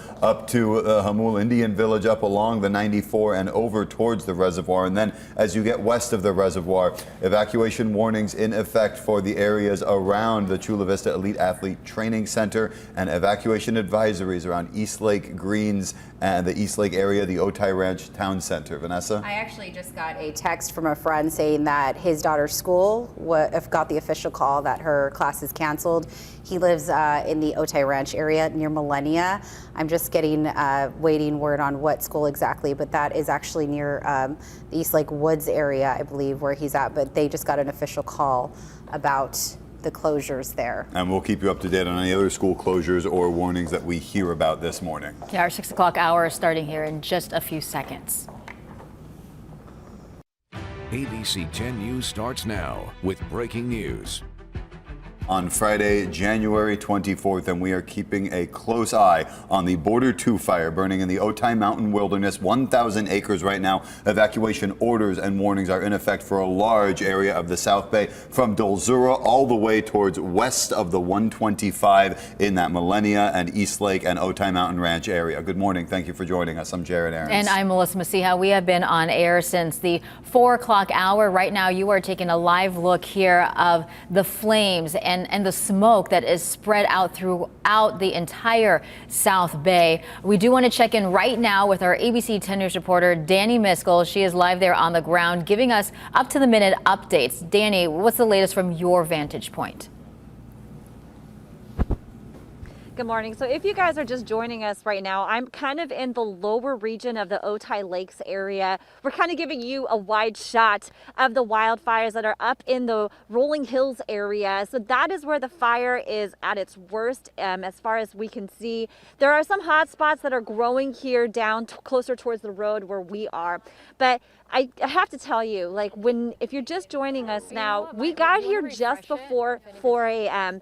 This area looked 100% different. It was on fire. The fires were intense. It was hot. There were tons of fire crews here. Now you can see this whole area has been pretty much contained. We've seen dozens and dozens of hand crews that have been coming through here with their rakes in hand, with their chainsaws. They've been going through and they have been creating those fire lines. Right now we can hear them in the distance. They're really working on getting those brushes up and out of the way and creating those barriers so that the fire doesn't spread any further than where we are at this point. Now earlier, my photog Chris and I, we tried driving further down south to kind of keep up with the fire crews and to kind of see what was happening down there. But I can tell you two things. Number one, we can't take you any further beyond this point because we will lose reception. But when we were down there, there was no more fire activity. All of the fire activity is right here behind me, what you see here in the distance. We've seen bulldozers and we've seen fire engines kind of start heading towards that direction, perpendicular away from where we are here on the road. And that's where the crews are now. They're getting closer and closer towards that area to continue containing the fire, creating those fire lines and getting it under control. One thing that we also have been feeling a shift in the last hour especially is the wind. The wind has been picking up in just sporadically throughout the last 30 minutes or so. It's interesting because we're kind of here in the valley, so it's really, really cold when the winds have died down. And then all of a sudden you hear the wind, you start seeing it in the trees, and when you feel it pick back up, that heat, that temperature picks back up with it as well. So it's really interesting to monitor those elements out here as we are watching fire crews make their way through this area. But Mel and Jared, I just have to tell you, 2 weeks ago when the LA wildfires broke out, we were at CAL FIRE headquarters. They were telling us about how much they have learned over the years from the wildfires that the county has seen, starting with the 2003 Cedar Fire. Captain Robert Johnson was telling us that they have learned a tremendous amount. The crews that are here local know this terrain very well. So what we are seeing in real time is their expertise. They know this area. That's why we are seeing just within an hour and a half tops, this entire area looking pretty much contained. Of course, the fire is still declared 0% containment, but this progress is going to be changing that very soon. That's what Captain Johnson told us. So it's just a tremendous work of these firefighters. As soon as that sun comes up, I promise you we'll get you guys closer because I want to show you what these crews are doing because it's truly tremendous. But for now, live here in Otay Mesa, I'm Danny Miskell. I'll send it back to you guys. Well, and the county also has spent billions of dollars since 2007 in those wildfires to get infrastructure ready for just a scenario like this so that if wildfires break out, they can be reacted and attacked quickly. Yeah, we want to talk about the evacuations, but before we get to that, we just got that official alert from the Chula Vista Elementary School District due to ongoing safety and air quality concerns because of this fire. The following schools are going to be closed today. That's Salt Creek, Enrique Camarena, Wolf Canyon, Olympic View, Liberty, East Lake, Thurgood Marshall, and Arroyo Vista. So they will all be closed today. All the other schools within the Chula Vista Elementary School District will remain open as of now. And of course, we are constantly updating 10news.com. All of that information will be there as well. Jared. A lot of that because of smoke and the fear of toxins in the air. They don't want students exposed to that. But also, some of those schools are in these evacuation areas, and so you don't want to take kids to them, only to have them have to be picked up later if those evacuation warnings turn into evacuation orders. This is what we're looking at when it comes to evacuations. This map from the San Diego County Office of Emergency Services. This area in red right here. You see the smaller red outline? That is where the main fire is burning, but there are spot fires even over in this area right by the Otay Lakes Reservoir, the Otay Reservoir. So from Otay Lakes Drive, that's this northern edge of this boundary, this red evacuation order, all the way over to the 94, and then east to Dolzura and south all the way down to Otay Mountain. That is where they are telling people to get out now if you haven't already evacuated. We do know there were people living right up here at the Pio Pico RV Resort and Campground. Those people have evacuated. We have been talking with them all morning about the tense situation as they evacuated overnight. North of Otay Lakes Road, up to the Hamul Indian Village area, this area in Wilderness. This is an evacuation warning. Not much in that area in terms of homes, but this area just on the other side of the reservoir, this is when you start to get into the East Lake area and you start to see a lot of homes that are threatened. That's why this is under an evacuation warning. Have your go bag ready, have your car ready, be ready to go at a moment's notice, because we see all of these homes south of Otay Lakes Road, around the Olympic Parkway area, around the Chula Vista Elite Athlete Training Center. All of those, all it takes is one ember to jump over the reservoir and into that neighborhood, and this could be a disaster. And then a little further towards the west, as you get over towards the 125, you're looking at Telegraph Canyon Road, East H Street, Olympic Parkway. All of this area in blue down into the Otay East Lake Country Club area and the Otay Mountain Ranch area. You're even seeing down here Olympian High School in this area in blue. This is an evacuation advisory. The Otay Ranch Town Center, everything basically west of the 125 and south of Telegraph Canyon Road and Otay Lakes Road as it crosses the 125. That's the advisory, not as tense as a warning, not as dire as the warning or certainly the order, but that's where you want to be aware. Keep those apps handy, keep your phone handy, make sure that your car is ready in those areas if that becomes more serious. We're going to send it over now to meteorologist Vanessa Paz, who is tracking the weather, because the shifts in winds, the change in our weather patterns over the last few days and weeks is what is behind a lot of this wildfire threat. Vanessa? Hey, Jared. So yeah, we heard Danny, who is in the field near that fire, and she actually said that, you know, the winds, they're fluctuating, they're becoming strong, and then there's a lull at times, and that's also affecting the surrounding air parcels. When those winds come downslope, they're heating the surrounding air.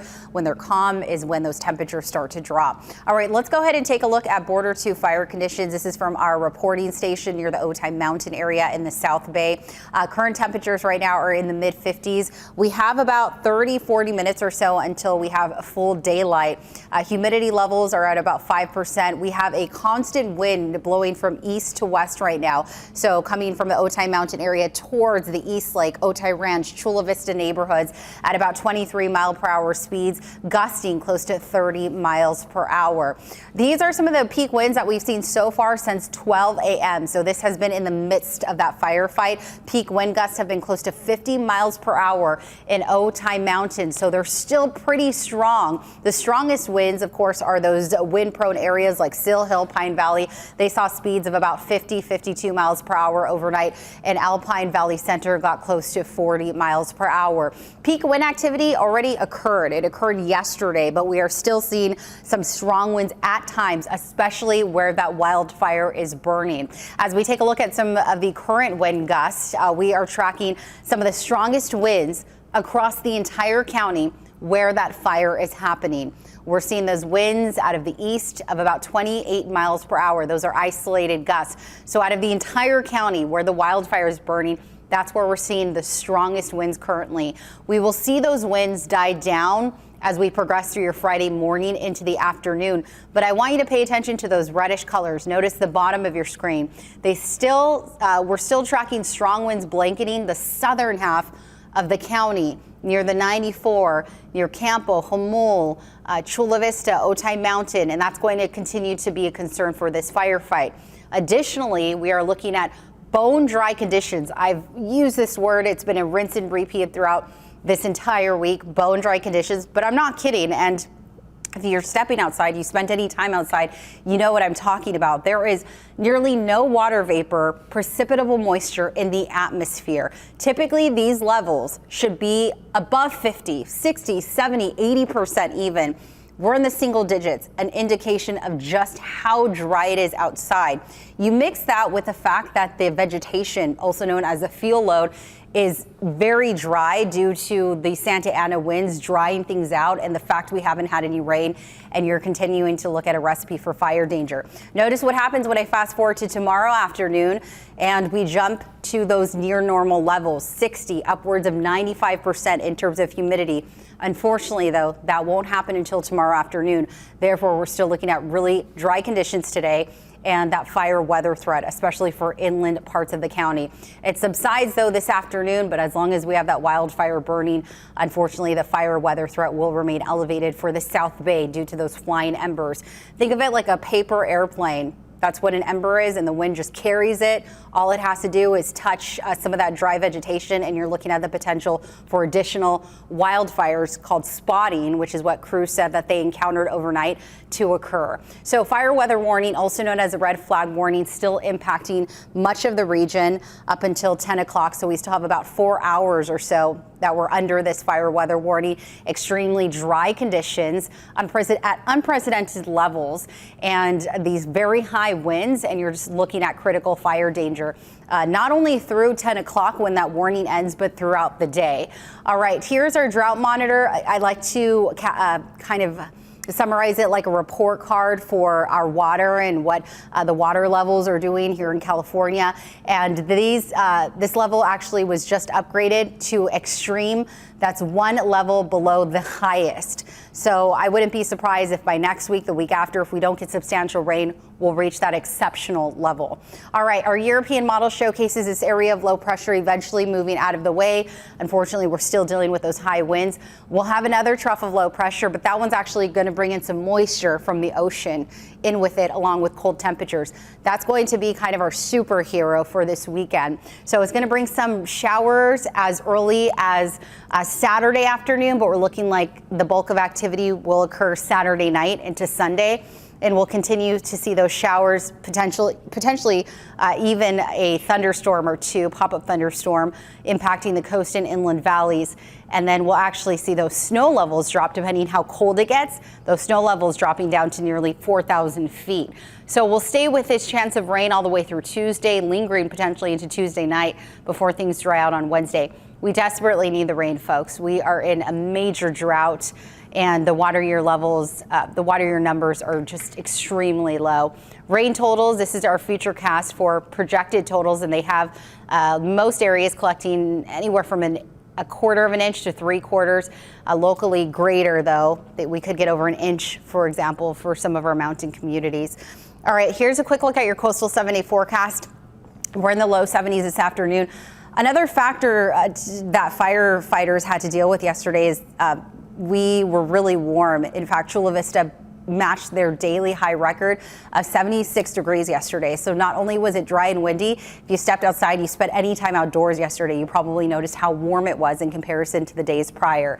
We're going to be warm again today. So because it's going to be dry, still warm, we're still looking at elevated fire danger for at least one more day until we get into the weekend. We'll be in the 70s, then temperatures will come crashing down this weekend. We're talking 70s into the 60s, eventually the 50s by the latter part of the weekend. So we have a weather whiplash, a major change in weather conditions, but it won't happen until this weekend.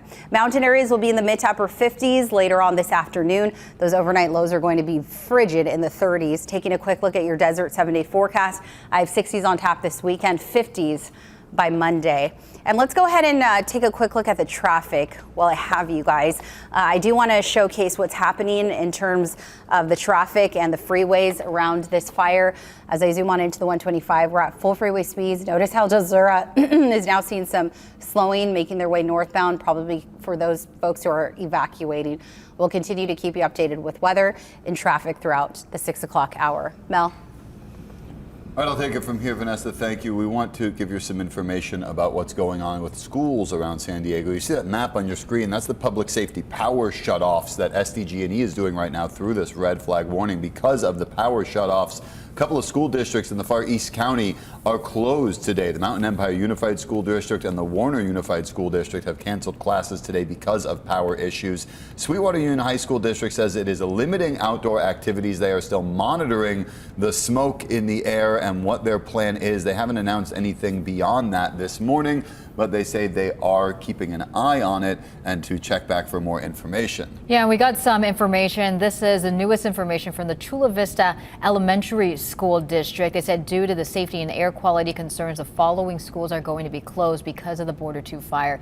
That includes Salt Creek, Enrique Camarena, Wolf Canyon, as well as Ocean View, Liberty, Eastlake, Thurgood Marshall, and Arroyo Vista. So Arroyo Vista also, although it's not on the screen, that school is also closed. The rest of the schools within the elementary school district will remain open so far today. We have multiple crews on the ground here covering the Border 2 fire. Let's check in now with ABC 10 News reporter Moses Small, who's joining us live.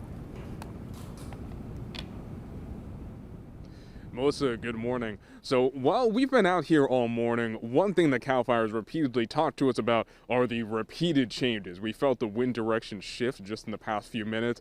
You feel this big rush of wind. You feel the temperature change a bit because those winds are warm and they're incredibly dry. And then you see conditions just like what our photojournalist Paul Andrag is looking at on the mountains. We're seeing these hot spots continuing to flare up. CAL FIRE says one issue here is spotting, which is when you see a big plume of embers come up, the wind carries those embers and then can cause more hot spots to flare up. And so that's exactly what we've seen. We've seen areas of the fire moving in and out, and we don't see any aerial activity right now, but this morning we've also seen CAL FIRE making good use of Otay Lake. They've been using the reservoir, dropping those helicopters down to pick up water to then use to fight this fire.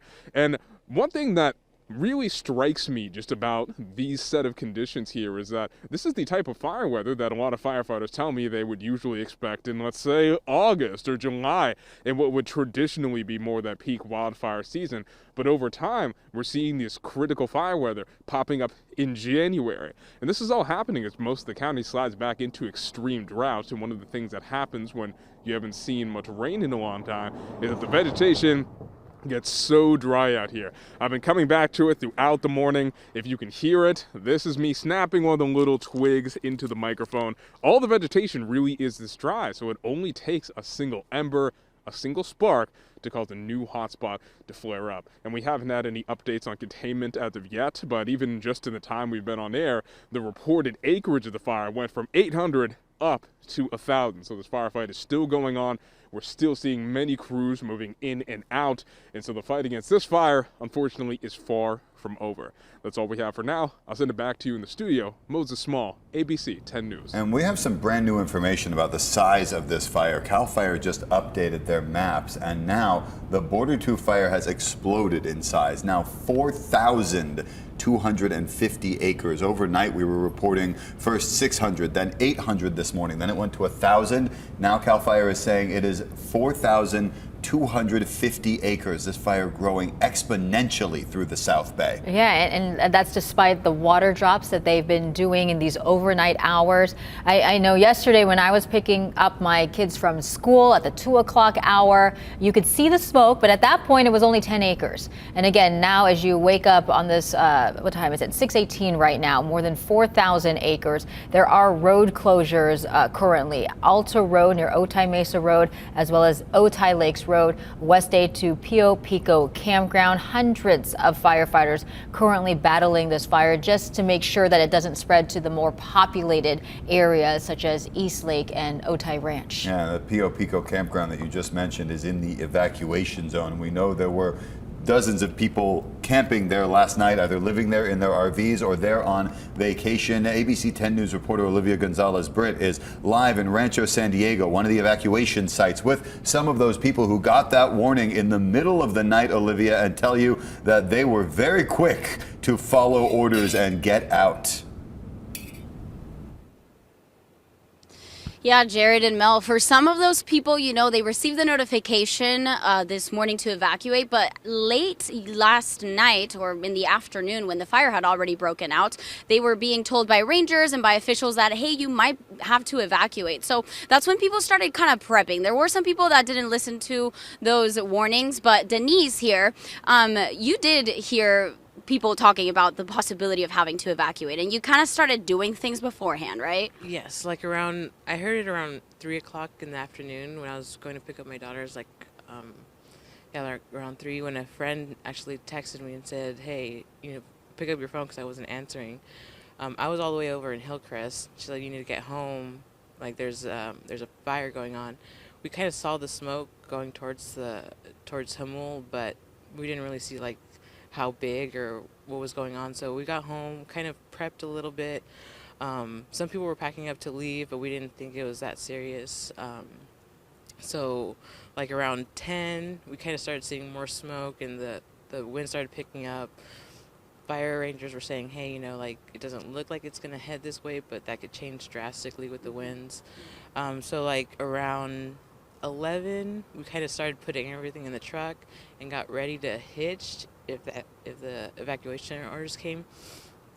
Like around 1:30, my friend started knocking on the door. Hey, we gotta go. We got an evacuation order on the app, and so that's when we got everything ready. We got the kids ready, got the truck loaded up, and got hitched. Usually it takes us about an hour and a half to get everything ready, but we were ready to get out of there like within like 15-20 minutes. 15-20 minutes. You were telling me that, kind of setting this up. I want to show you, like, this looks, it might look simple to those who don't know how to do this, but you were telling me with no light it can take up to an hour and a half, and you did that in 30 minutes. How did you do that, and how were you this prepared? Have you done this before?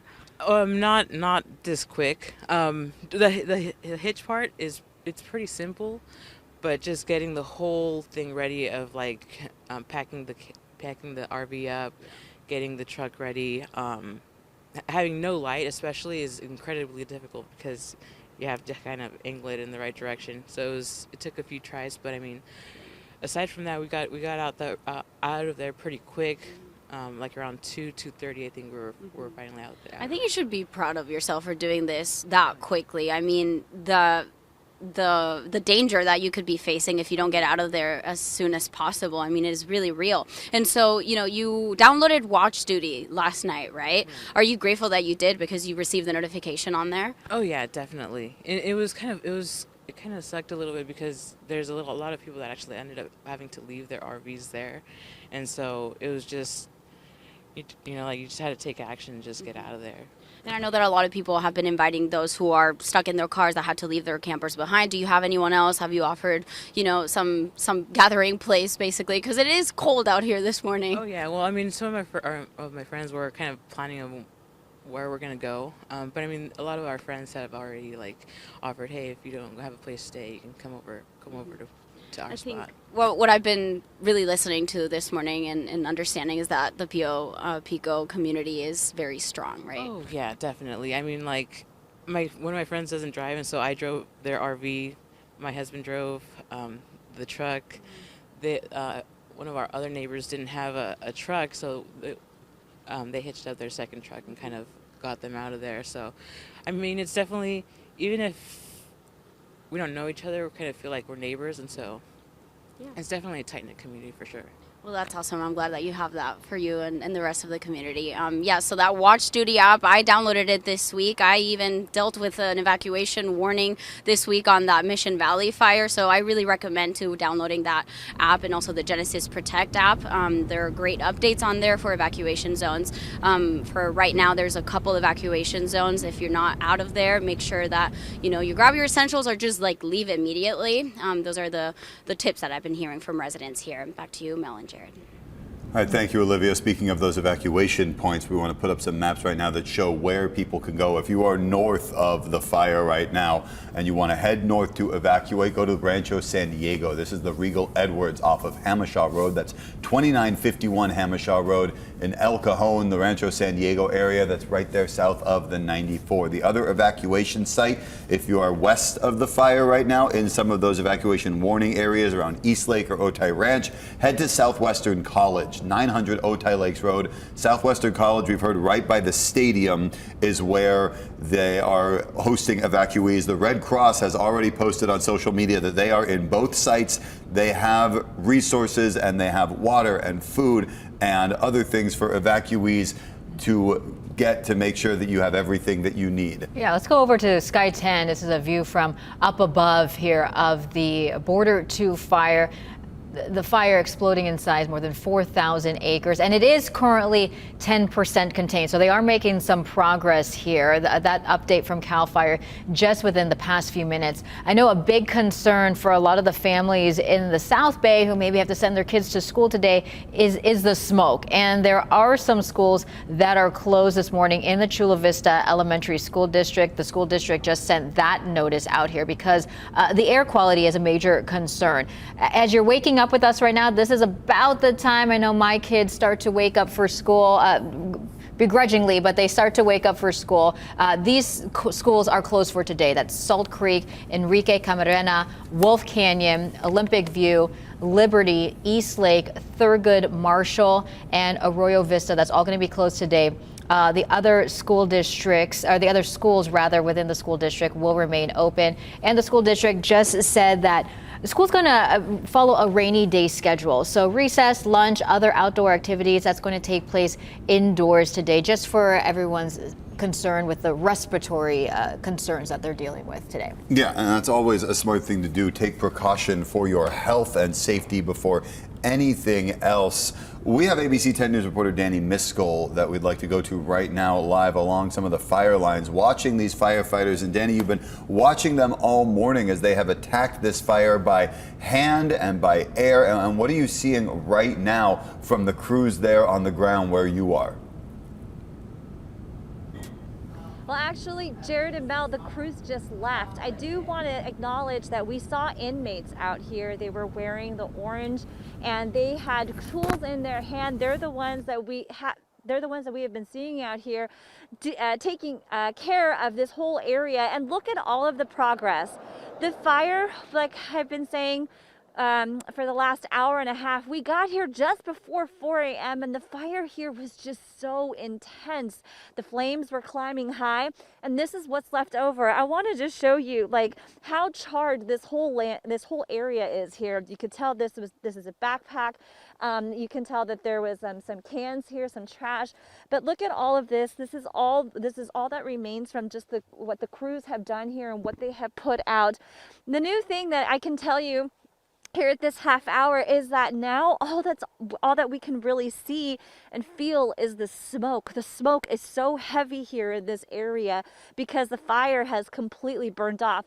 We have been monitoring the winds. The winds have died down. We're not feeling too much of that at the moment, but I'm telling you, it's thicker than it probably looks on camera right now. I just want to go ahead and step out of the way so we can zoom off into the distance and you can see the rolling hills are also just covered by smoke.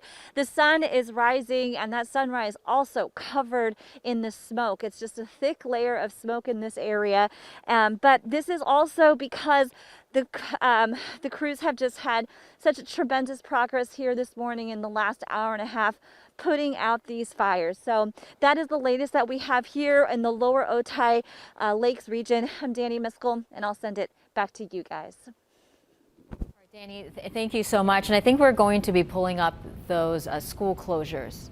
once again as we head into our 6:30 hour. First, want to give you a wide view here. Wow.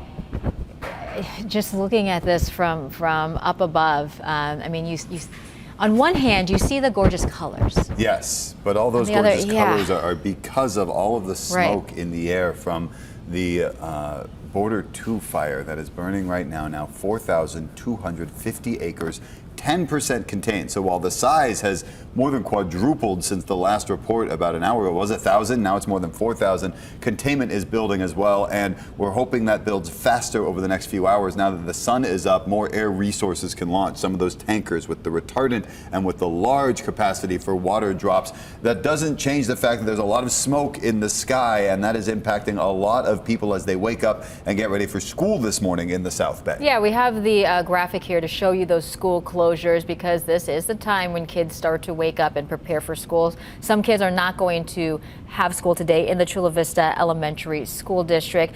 Multiple schools closed at this hour as we head into when around school starts in the 7 o'clock hour. That includes Salt Creek, Enrique Camarena, Wolf Canyon, Arroyo Vista. That's just a few. There are also other schools here: Olympic View, Liberty, East Lake, Thurgood Marshall, and Arroyo Vista. All of those are going to be closed today. The other schools are going to remain open, but they will be on a rainy day schedule, which means recess, lunch, all of that's going to be indoors. And a reminder, as we talk about air assets that are going up and things going on with this fire, don't put your drones into the air, folks. We've heard from firefighters for the last week or so about the danger that poses to their helicopters, their planes. This is not the time to fly a drone to get those drone shots, those cool aerial shots. We have them from Sky 10, which knows how to keep its distance and where the airspace it can and also can't go into. Yeah, it has to get clearance in order to fly. You saw the other school closures there as well. That's because of the wind, so that was previously planned. It was the Mountain Empire and Warner. The public safety power shutoffs as well in the East County that SDG&E is doing this morning. We want to go to weather right now as we come across our 6:30, the bottom of the hour now, and meteorologist Vanessa Paz is tracking all of that wind. And Vanessa, we have seen those gusts topping in some areas 50 miles an hour. You're also looking at the air quality. Yeah, I'm going to go ahead and preface it like this, guys. This is going to be a little ominous, a little tough to look at as far as the air quality futurecast goes. So this is the current conditions, right, where the fire is burning. You can see that we're at that moderate level. And I'm just going to give you a play-by-play and fast forward this into your Friday and take a look at where the smoke's going to go, because it is going to impact our most populated neighborhoods over the next 12 hours. So I'm going to fast forward this to about, again, the text is really small for me to see, but I'm going to fast forward it to, what's the timestamp there, 5:30. And you could see that we get into that moderate level, starts to become widespread because of the shift in winds. So they're going to be a little more northerly, meaning that the air is going to blow from the south northward. Poway, Alpine, we're talking about Mount Laguna, close to, not San Diego quite, but eastern Chula Vista, and of course the surrounding area where the fire's happening. Notice what happens when I fast forward to the overnight hours. And you take a look at the key there, and it becomes, again, very worrisome, to lightly put it. We're in that unhealthy, very unhealthy, hazardous level at that point. Remember, we'll have the shift in winds. So we'll have more of those winds coming from a south-southwest direction, blowing north-northeast. So we are talking about very low air quality over the next 24 hours. There are just plumes of smoke blowing. It has to go somewhere. And unfortunately, not all of it is going to blow offshore. In fact, it's going to do the opposite as those winds shift direction overnight, and it's going to blow back onshore, impacting so many neighborhoods. So this is the time where you have to, again, just keep in mind, friends, family, whoever you know, who who is sensitive to respiratory issues, maybe has asthma, elderly. This is a time that they stay inside all the way through this weekend. The good news, there is light at the end of the tunnel. The rain is going to help mix those air parcels up, so the smoke will be reduced as the rain kind of comes in and mixes the air out. But as of right now, we are looking futurecast-wise in the future today all the way through tomorrow at those levels that range from unhealthy for sensitive groups all the way to hazardous. So, and that's the reason why the school districts in Chula Vista in those surrounding areas are canceling classes because the air quality is going to be so poor. Smoke is a fine particulate matter. Just because you see it doesn't mean it's there. So you might not see it, you might not even smell it, but it could certainly be impacting and have those long-term effects when it comes to your respiratory health. So keep that in mind, especially when it comes to those outdoor activities. Maybe you stay inside for the next couple of days, especially because this fire now growing over 4,000 acres, and it doesn't look like they'll have a handle on it, at least anytime soon over the next few hours. 55 degrees right now. Those are the current temperatures. The good news is we're finally seeing some daylight, which is going to be helpful for the firefight. It's still bone dry out there, though. We have a constant wind still shifting out of the east, blowing towards the west of about 12 miles per hour, gusting at about 17 miles per hour. As we take a look at your isolated gusts, Otay Mountain, they're seeing some of the strongest winds right now, but we're also tracking some pretty powerful winds into Scanso, as well as along the 8 Alpine. It's fluctuating, though. It's kind of ebbing and flowing as we're getting through the morning here.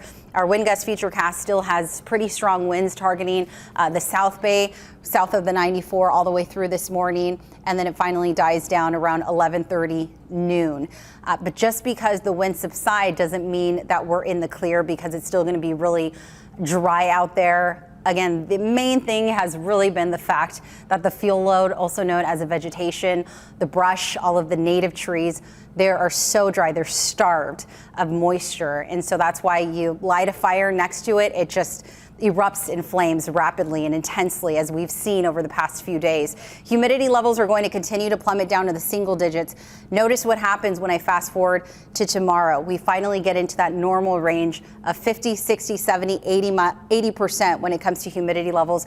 That's because we'll have a lot more moisture blowing from the ocean onshore, and that's exactly what we need. It will help this firefight in a huge way, but unfortunately for the next 12 hours or so, we have to remain vigilant. Our wind directions are going to shift. So right now they're coming out of the north-northeast. We'll eventually get that onshore flow. That's going to bring a lot of more moisture into the region. All right, we still have that fire weather warning, also known as a red flag warning for interior parts of the county. We also have a winter storm watch, but that's not going to be impacting the mountains until Sunday morning. We're still dealing with extremely dry conditions and windy conditions, especially in the South Bay. So we are seeing elevated fire danger for most of your Friday. Our drought monitor, again, it shows that Southern California, San Diego County, they are seeing that level upgraded to extreme. That's one level below exceptional, the highest level of drought that we could be at. So we have the lack of rain, we have very dry vegetation out there, and this is what we need, the storm system that's coming this weekend. So as we take a closer look at your European model, this is showcasing the chance for rain, where it's going to hit over the next 48 hours, 72 hours, and we see widespread showers starting Saturday afternoon, lasting all the way through about Sunday, even into Monday. We even have the chance for pop-up thunderstorms. And because this is a cold air mass that's going to be associated with this area of low pressure, we're talking about the snow levels dropping to about 3,500 feet or so. Those areas above 5,000 feet could see anywhere from 4 to 8 inches. So this is all good news. It's what we need. When all is said and done, by Tuesday, Wednesday into Thursday, we could accumulate anywhere from 1/4 of an inch to 1 1/4 inches for spots like Escondido, those areas that are in higher terrain, like Ramona as well as Julian. They could pack on more numbers.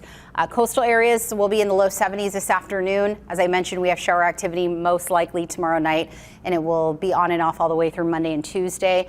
Here's a quick look at your inland areas. Still dry today and also very warm. So not only are we dry and windy, but we're also going to be very warm, folks.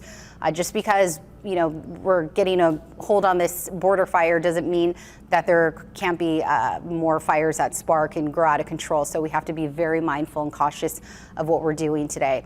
Desert highs will be in the mid to upper 60s all the way through Saturday, and then we're pushing down to the upper 50s Sunday, and we kind of stay at that range of low 60s, and then eventually warming up midweek. Back to you guys. ABC 10 News continuing coverage of the Border 2 fire. Right now at 6:38 a.m., ABC 10 News reporter Moses Small is live along one of the fire lines. And Moses, I believe it's your shot we're watching right near the Otay Reservoir of these helicopters going up and down and getting water to take to this firefight. Mel, Jared, good morning. You're absolutely right. You're watching another one of those helicopters dipping down into the reservoir. And one thing you'll notice is they move incredibly quickly. They're only down there for 30, 45 seconds before they lift back off and then get back into the firefight. And these helicopters have been an extremely important tool for firefighters throughout the morning. Because one thing you'll notice about all the terrain here is that it's not always very easy to access. It's very rugged. It's very hilly. Not all the places where the fire is burning are places that you can necessarily walk up to.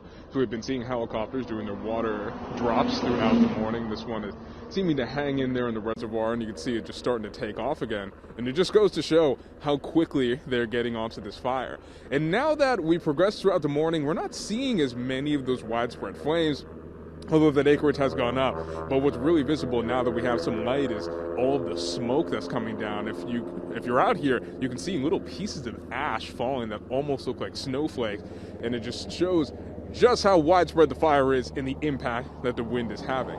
And as I talked to my photojournalist, Paul Anderwright, to bring me back into frame here, one of the biggest problems for firefighters this morning is all of this. The vegetation, extremely dry. It's been a long time since we've had substantial rainfall out here. So when firefighters talk about all the fuel that this fire is feeding off of, they're talking about all of this. It's so brittle that you can just snap it in your hands, and it's incredibly easy for all of that to burn. So as we've been standing out here, we've watched the acreage explode, although the containment is starting to rise according to CAL FIRE, and so I'll bring you more updates throughout the morning.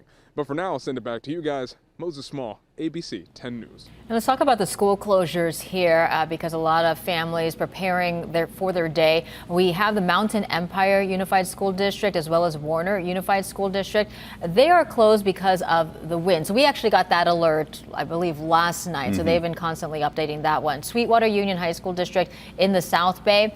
At this point, we haven't heard of any schools closed, but the district spokesperson did say that it is limiting outdoor activities. As far as the schools that are closed in the Chula Vista Elementary School District, that includes Salt Creek, Enrique Camarena, Wolf Canyon, Arroyo Vista, and that's just a few of them. We also have Liberty, Eastlake, Thurgood Marshall, and Olympic View. They are closed as well as Modern Day Catholic High School. We have Marie Coronel, who's also in the South Bay as well. She just sent us that latest update. Yeah, those schools closed because of smoke issues. And we've heard also from the Sweetwater Union High School District saying that they are monitoring the situation and will assess this morning on if they are going to close school or just do indoors, keep everyone indoors for the day. If you live in the South Bay and you're worried about smoke, that's the best advice. Stay indoors this morning until air quality improves. And you're looking at this map, a lot of those East County schools are closed because they don't have power. SDG&E shutting off power to more than 20,000 people this morning as a way to mitigate the hazards, mitigate the danger for fires starting from downed power lines or trees that hit power lines, things like that.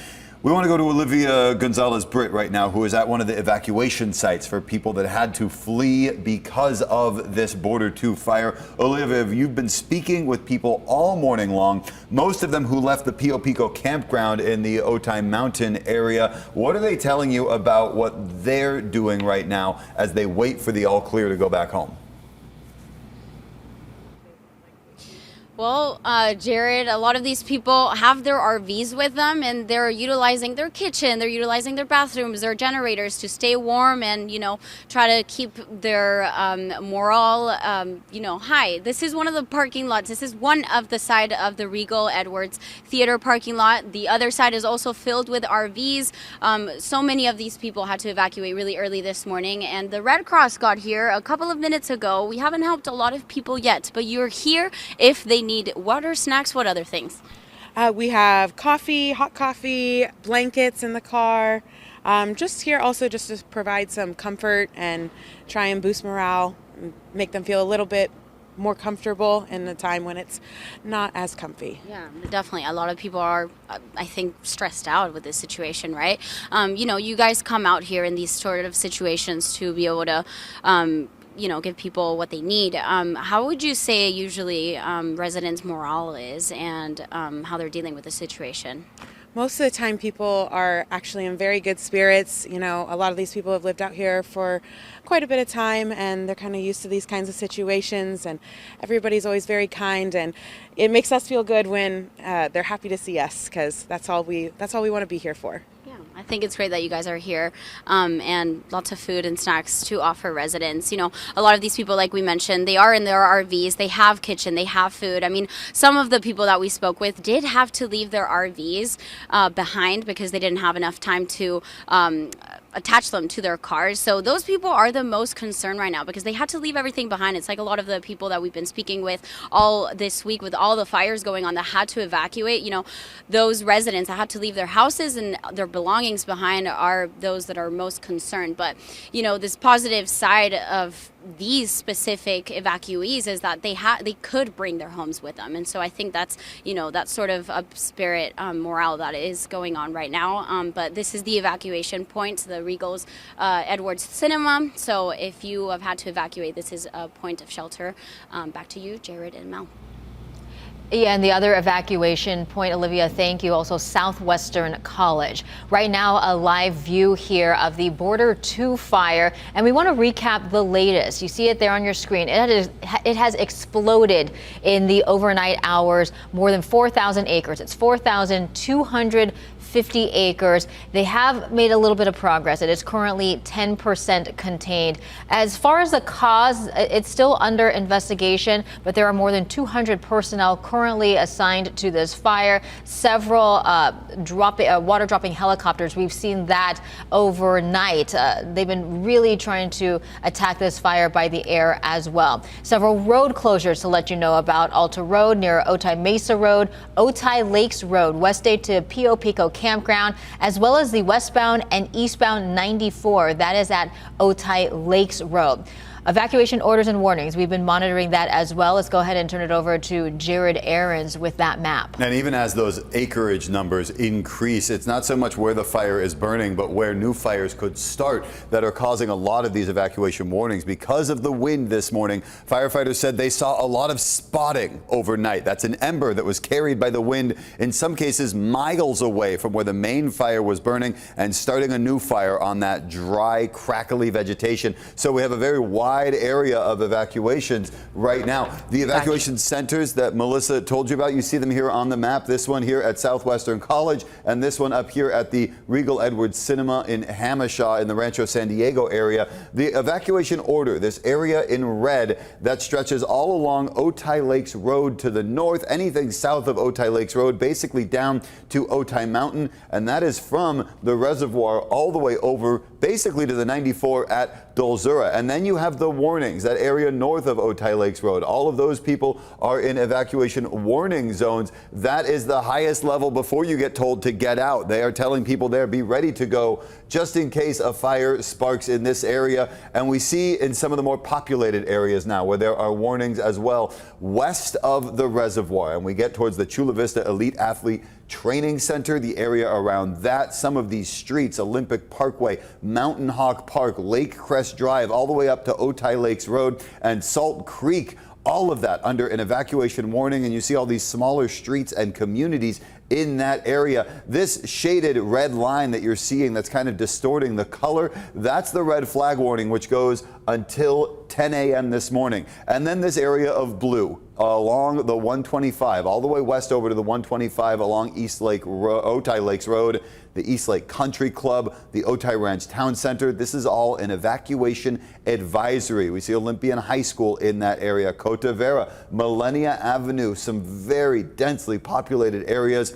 These people are all being told to kind of stay aware of what's going on just in case an ember flies that far away and starts a fire. They may have to do evacuations. But if you're in one of the evacuation warning zones, now is the time to get ready. If you're in an order, get out. It's already been that way for hours right now, so it's time to leave if you're under an evacuation order. If you're under an evacuation warning, it's time to get ready so that you can leave if you need to. And if you're in one of those evacuation advisories, well, keep aware. Download those apps, get your things together, maybe pack your car and think about where you will go, what you need to do if the order comes, if one of those spot fires breaks out in your neighborhood. Melissa? And we want to just reiterate the evacuation points. We do have the addresses there on your screen. The Regal Edwards in Rancho, San Diego. That's 2951 Hamershaw Road. That, again, is in Rancho, San Diego. Another evacuation point, Southwestern College. That is at 900 Otay Lakes Road in Chula Vista. We want to turn it over to ABC 10 News reporter Moses Small there on the ground with the latest update from what we are seeing at the scene. Moses. Melissa, Jared, good morning. Right now I'm joined by CAL FIRE Captain Rob Johnson. I appreciate you taking a minute with us. And so when we first talked, though, just after 4 this morning, it was an entirely different picture. The glow of the fire was all over the hillside. It looked much brighter out here, but talk to me about the ways that the situation has changed over the past couple hours. Yeah, in the early morning hours, firefighters did have some challenges with the fire behavior increase. They were experiencing extreme explosive fire behavior with spotting. Spotting's when embers from the main fire transition into unburned fuels, ultimately increasing the size of the fire. So that's what they were battling with in the early morning hours. As we can see now, currently where we're standing, the wind conditions have calmed down. So that is good news currently where we're at. Now, firefighters tend to see increased winds in the canyon areas. So where the actual fire location is, they could be seeing increased winds compared to where we're currently at, but they are currently making progress. The fire is just over 4,200 acres right now, but we do have containment numbers now of 10%. So there is progress being made. As we saw earlier, that CAL FIRE does have their Black Hawk night flying helicopters that have been flying over the last couple hours and continue to fly. And we're expecting now that the sun's coming up to get CAL FIRE air tankers on the fire as well. And so sitting here right next to the lake, we've seen those helicopters moving in and out throughout the morning. And with all the rugged terrain, just talk to me about the importance of those helicopters bringing water directly to the fire. Yeah, the rugged terrain poses challenges for firefighters because there are some areas where it's difficult to hike to, as well as we use motorized equipment like firefighting bulldozers that in this steep rocky terrain, sometimes there's areas too steep for the bulldozers to work. So that's where the firefighting helicopters are a key tool in assisting in areas where maybe crews can't hike to or hike to readily accessible. So we'll utilize those helicopters to drop in those remote areas. They'll also continue to extinguish any hot spots within the perimeter of the fire and assist crews with building the containment line on the perimeter of the fire as well. So the air assets are key, but they work in cooperation with the ground resources, and together they make a good team.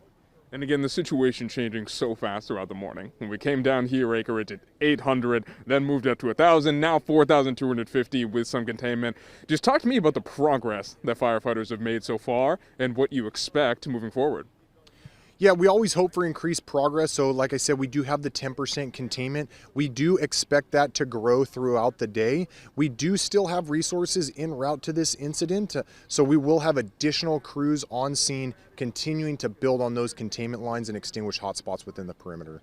Again, CAL FIRE Captain Robert Johnson, thank you so much again for taking a minute with me. Firefighters working so hard for hours and hours on end as they work to get containment on the Border 2 fire. That's all I have for now. I'm going to send it back to you in the studio.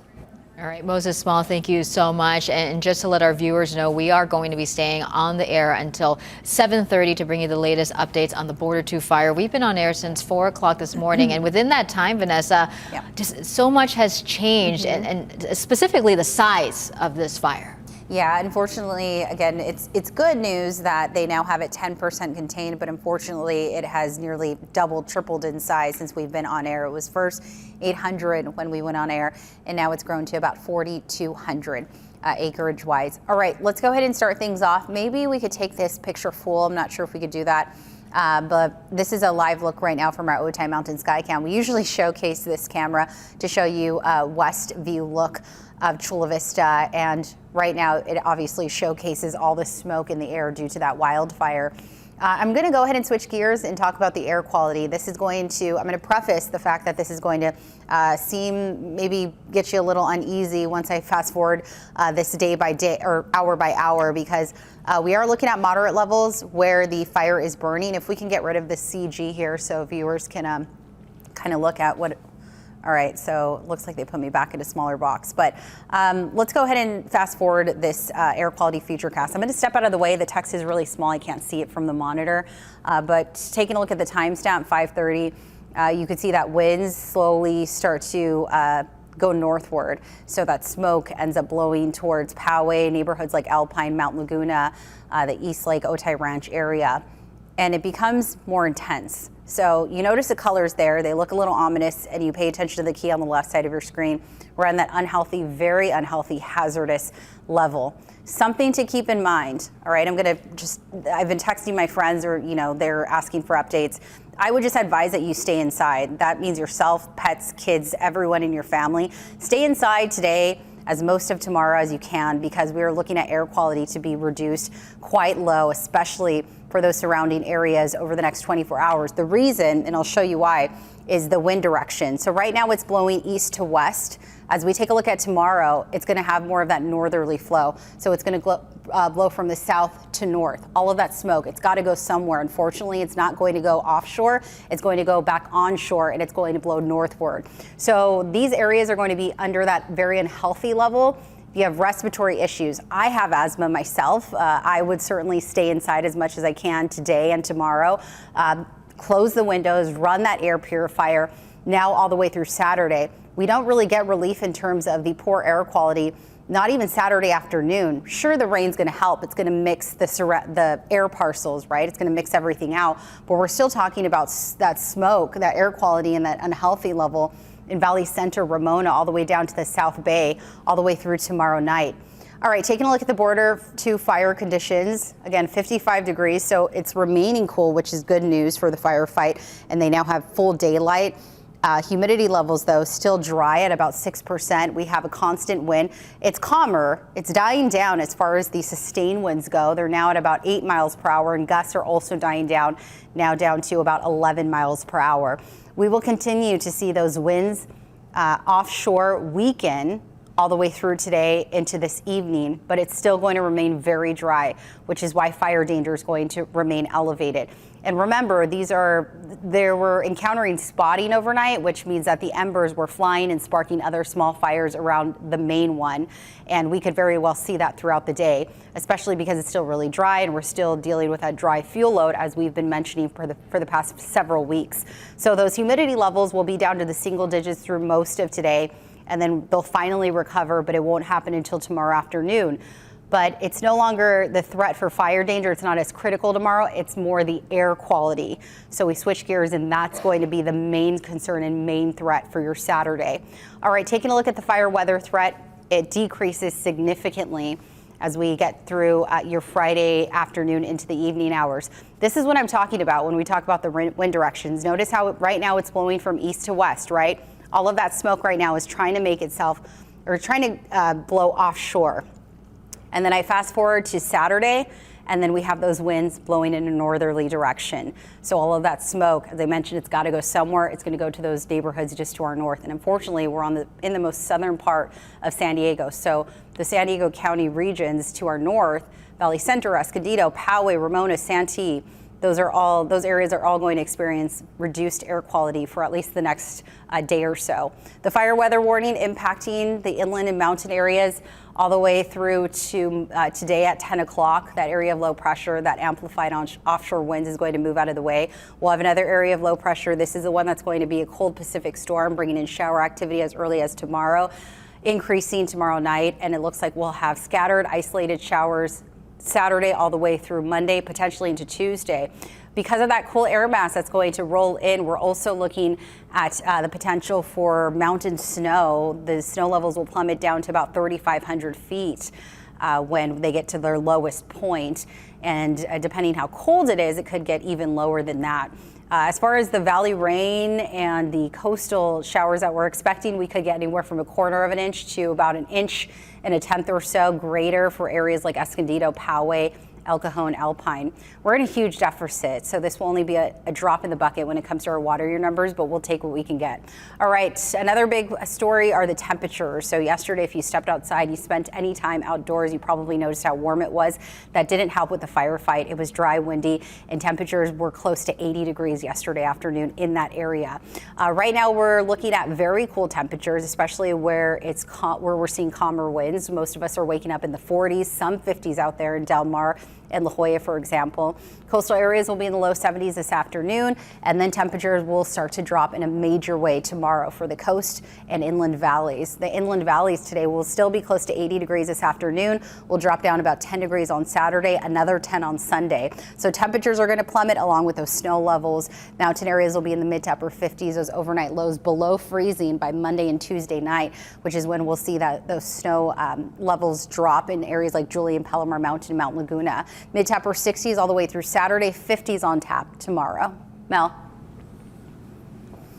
All right, taking a live look at the Border 2 fire burning in the Otay Mountain area of southern San Diego County. There are evacuation orders and warnings throughout the Eastlake and Chula Vista area. This fire, now 4,250 acres and 10% contained, as fire crews have been working overnight to try and get this under control. We have been on the air since 4 a.m. with continuing live coverage to keep you safe and bring you the information you need to protect your family and your home. And we will stay on the air after our regularly scheduled newscast ends in just a few seconds. We'll be covering GMA for at least the first half hour to make sure that as things change, we can get you up to date. You again are watching continuing coverage of ABC 10 News of the Border 2 fire. It is 6:59 right now. Again, we'll be going on air until 7:30 as we monitor this fire's progress, because while most of it is in a remote area, the smoke is visible here throughout the county. Again, 7 o'clock, we will be back on air with another half hour of continuing coverage. All right, taking a live look here. Once again, the Border 2 fire. The smoke is what is just absolutely incredible. Yeah, and the way that it is spreading throughout the community. It's caused school closures. It has caused some people to give warnings that they should stay indoors today. And as fire crews get a handle on this fire, the smoke will still linger for quite a while. We want to reset right now in our 7 a.m. hour. If you're just joining us expecting to see Good Morning America, we are interrupting their regular coverage to bring you continuing coverage of the Border 2 fire. 4,200 acres, 10% contained right now. ABC 10 News reporter Danny Miskell is live near the fire lines where our crews have been working all night, Danny, to get even just that small amount of containment, and they hope to expand that now that the sun is up. You're right, Jared. Right where I'm standing, we got here just before 4 a.m. this morning. It is a night and day difference of what we are seeing. I mean, the fire that was here just a couple of hours ago was so high. It was so intense. And look at what it looks like here now. I want to step out of the way and just show you all of this whole entire area has now been contained. You're just seeing the ash. You're seeing the smoke. Now that the sun has come up, you can really see the smoke off in the distance. We're in a very, very rural area here in this desert, in this valley, but it is just, we're having to wear our goggles, and we continue to wear our masks, but the goggles because the smoke is so thick out here. But you can just kind of see, I want to pan off over to the right. You can see all the ash, how white it is on the ground. You can see so many of these plants, these trees that were spared. We saw crews out here working tirelessly throughout the morning. Like I mentioned earlier, we even saw the inmate crews out here. I was speaking with Captain Robert Johnson with CAL FIRE. He was telling me that those inmate crews were actually from Alpine. From the Julian area, excuse me. They're from the Julian area. They were out here. They were the hand crews. We saw them with rakes in their hands, and we saw them helping out the other hand crews with the chainsaws and helping out all of the fire engines that you see that have been parked there in the distance. They had the hoses.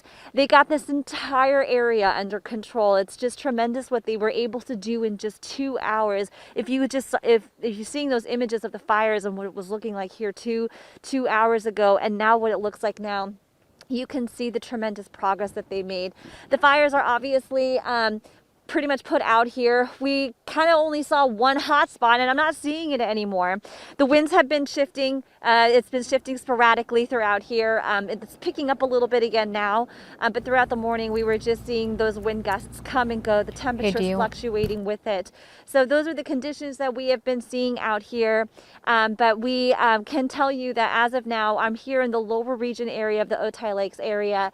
This area, as you can tell, is pretty much contained, so tremendous progress in just a matter of a couple hours this morning. That's all that we have for now, live in Otay Otay Mesa. I'm Danny Miskell. I'll send it back to you guys. Right. Even with, it seems, conditions improving, there are still evacuation orders and warnings in place, and we want to give you some information about where to go if you are under an evacuation order, or if you just feel it is time for you to get out and you want to leave. We have information on the 2 evacuation sites this morning. The first one at the Regal Edwards Cinema in Rancho, San Diego. That's just off of the 94 at 2951 Hamashaw Road. That is north of the fire zone. The other evacuation point is at Southwestern College. That is east for people maybe in that East Lake or Otay Mountain Ranch area, at the stadium, the football stadium there at Southwestern College, 900 Otay Lakes Road. The Red Cross has said they have staff at both areas with food, water, and assistance for anybody that needs it. And we want to talk about the school closures, because school is starting within the hour for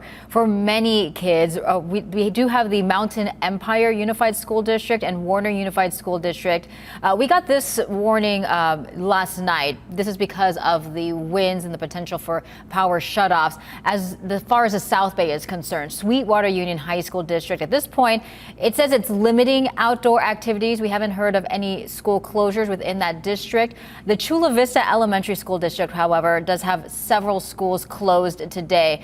That's because of the Border 2 fire, the air quality concerns, and safety concerns. Salt Creek, Enrique Camarena, Wolf Canyon, Arroyo Vista, they are all closed, as well as Olympic View, Liberty, East Lake, and Thurgood Marshall. They're all going to be closed today. The other schools within the district, they are going to remain open, but it is going to be operating on a rainy day schedule, which means lunch, recess, all of that is going to be indoors, because air quality is a major concern for the people who don't live in the immediate evacuation order or warning zone. And also, Chula Vista Elementary had a job fair that was scheduled for today. They've announced that that is canceled. The map you're looking at on your screen, by the way, is the public safety power shutoffs from SDG&E. At one point this morning, more than 20,000 people had their power shut off by SDG&E, mostly in the East County. That's to keep new fires from sparking if any wind knocks down power lines or knocks trees into power lines. You're taking a live look at the Border 2 fire right now. This is from Sky 10, and at last word from CAL FIRE, it had grown overnight to 4,250 acres and is 10% contained. Yeah, just the smoke is incredible. The sun is up. You just can't see it because of just how dark the skies are right now. At 7:05 this morning, we do want to get retired San Diego Fire Captain Bob Lyon on the phone. For full transparency, Bob is my father-in-law, but also a fire expert. He has fought numerous fires over many years. Bob, thanks for waking up with us. If you can just talk about this firefight, because as of yesterday, when I was picking up the kids from school, it was 10 acres. Now it is over 4,000 acres. CAL FIRE was talking about some of the extreme fire behavior in the overnight hours. Yeah, well, one of the problems they're starting to have in some of the areas is that the fires haven't burned through there in a lot of years. So the vegetation's really thick, and we do have this drought going on. So due to really low humidity, that's causing them some serious problems. So because a lot of the sumac and a lot of the plant base that we have naturally here in Southern California has a high oil base in it. And so when the drought occurs, it really dries out, and then it's just basically full of a lot of oil to preserve the plant's life. So what that does is when the fires hit it, they just kind of explode out of there. And with terrain topography and the wind conditions, it makes it very, very difficult for the firefighters and extremely dangerous for them. What their biggest asset they've really got are the aerial resources, because in the areas that they're looking at, the access points are very, very difficult, and water supplies are, spread out in those areas. Bob, when you see the firefight that's going on right now and so many fires over the last few days, what do firefighters do to maintain that same level of energy and focus that they need to fight fire after fire after fire like this? Well, to be honest with you, that's kind of, that's the nature of the beast. That's what they got in the business to do. So when they kind of rise to the occasion, they'll just keep going. They're well trained. They stay in great shape because that's part of the job. So they do a lot of different activities, and the camaraderie ship and working with each other, and you're looking out for your buddies. And so working as a team, that's one of the things they enjoy. So actually out in the firefighting world, until they physically get exhausted, and all of the staff officers, chief officers, and the people that are running the thing are really cognizant of that. So they try to keep the crews fresh and keep rotating them in there. It's not always possible, and people have to stay for long periods of time. It is starting to beat people down, I would imagine, because this has been going on for quite a while, and it doesn't seem to be an end in sight to it. So, yeah, they're probably getting pretty tired, but I'm pretty confident that they're rising to the occasion each time, and they're getting out there and really getting themselves into it. So that's about all they can really do. They just keep going, and that's the nature of their job. And then appreciate everything they do. Absolutely. And Bob, really quick before we let you go, can you just talk about, I know you've talked about this before, but just the mutual aid system that we have here in Southern California that is critical in times like this? Oh, sure. Yeah, the system's been around for a long time, probably at least 40, 50 years. It's really well maintained. We were some of the first ones in the country to come up with it. It's been copied all around the world. And the way the mutual aid system runs within it. They have a main facility in Southern California, Cal Fire does, that they can observe all of the fires throughout the state, where all the resources are at. They pool them, they move them around. They do a great job at doing it. The radio communications was an issue in years past, but they've gotten beyond that, and now everybody has the same frequencies.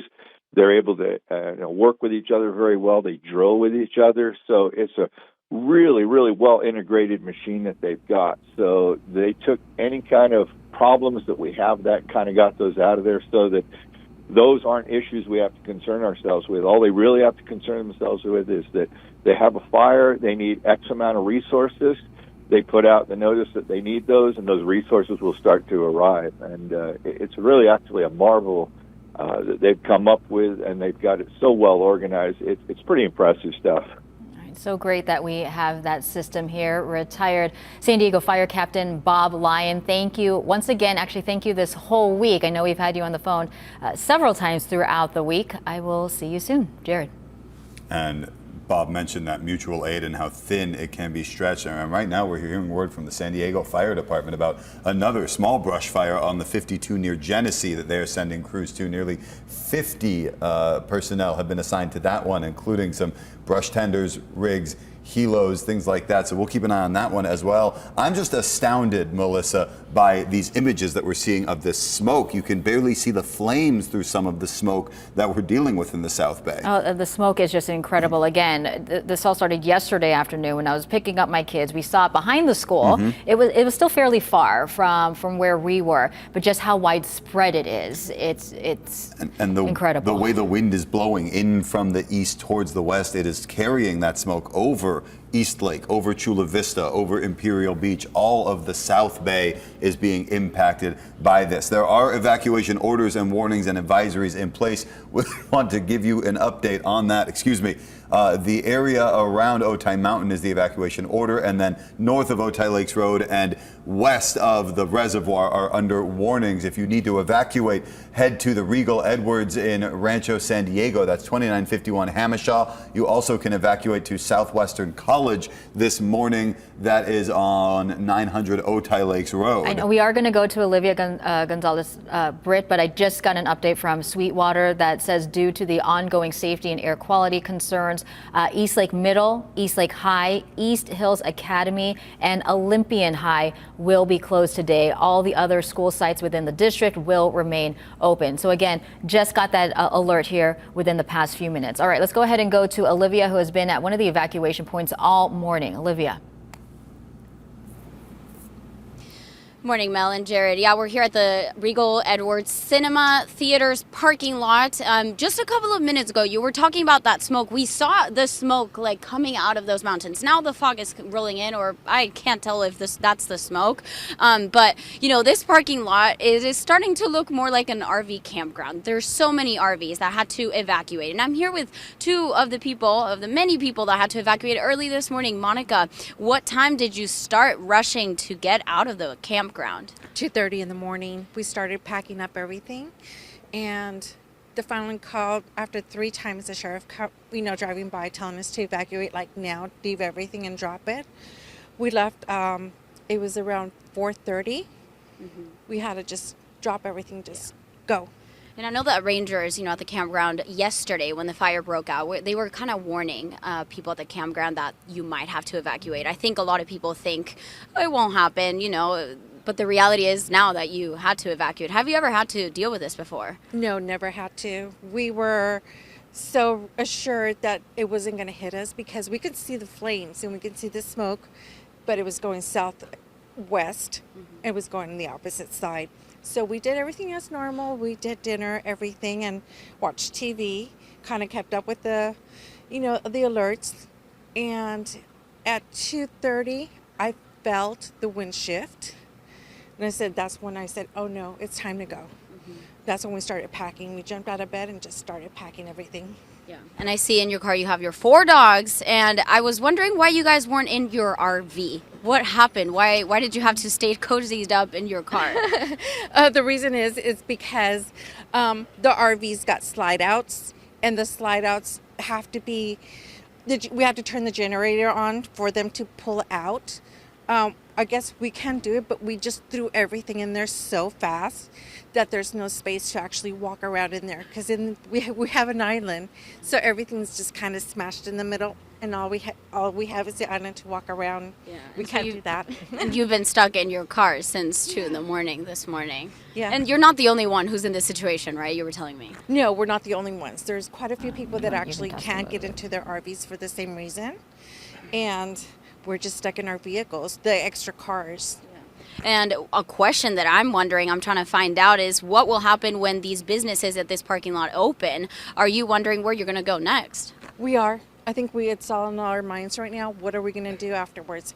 Hopefully this site's still there. And if it's not, I don't know. Well, Monica, I'll try to find that information from you. But yeah, this is one of the evacuation points.